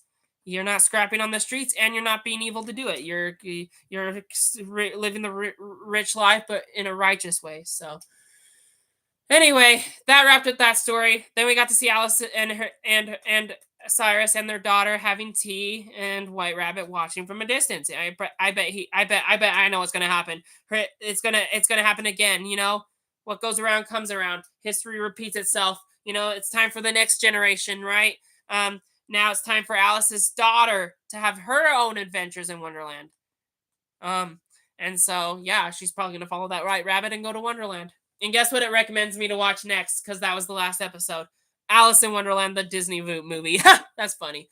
All right, it is 10:20 now, so I think we need to wrap up. So yes, that was it for tonight. Sorry, I know I wasn't going to talk afterwards. I was going to end the show right then and there, but I had a bunch of thoughts I was trying to get in. I was trying to get out there before the episode ended, and I just couldn't because I talked too much, and I was trying to enjoy the last minutes of the show without talking too much. And the show kept going too fast. The series finale was so fast, so much happened, I couldn't keep up with it as far as commentary wise. So I just wanted to finish all my thoughts out there. And it's not like I wasted an extra 15 minutes because I did promise the Q&A was canceled. I just talked for just a few more, but I'm done now. I did promise we'd end at 10:20, and it's 10:20 now. So we'll end it. It's going to be 10:21, but still, I still kind of kept my promise minus that last minute. All right. Well, have a great night, guys. That was fun. I'll be with you till we meet again. Next week, we're getting back into Once Upon a Time. So until then, one person was just watching on YouTube and they left. That's okay. I'm just about to end it anyway. See you next week. And I should end Facebook first because that one doesn't last forever. YouTube does. All right. Wow, 3 hours and 14 minutes. Wow, this is probably the longest live stream we ever had. All right. Okay. Have a great night, guys. I'm gonna just say I'm not gonna repeat myself twice, so both for Facebook and YouTube. Have a great night. See you next week for Once Upon a Time Wonderland. Bye, y'all.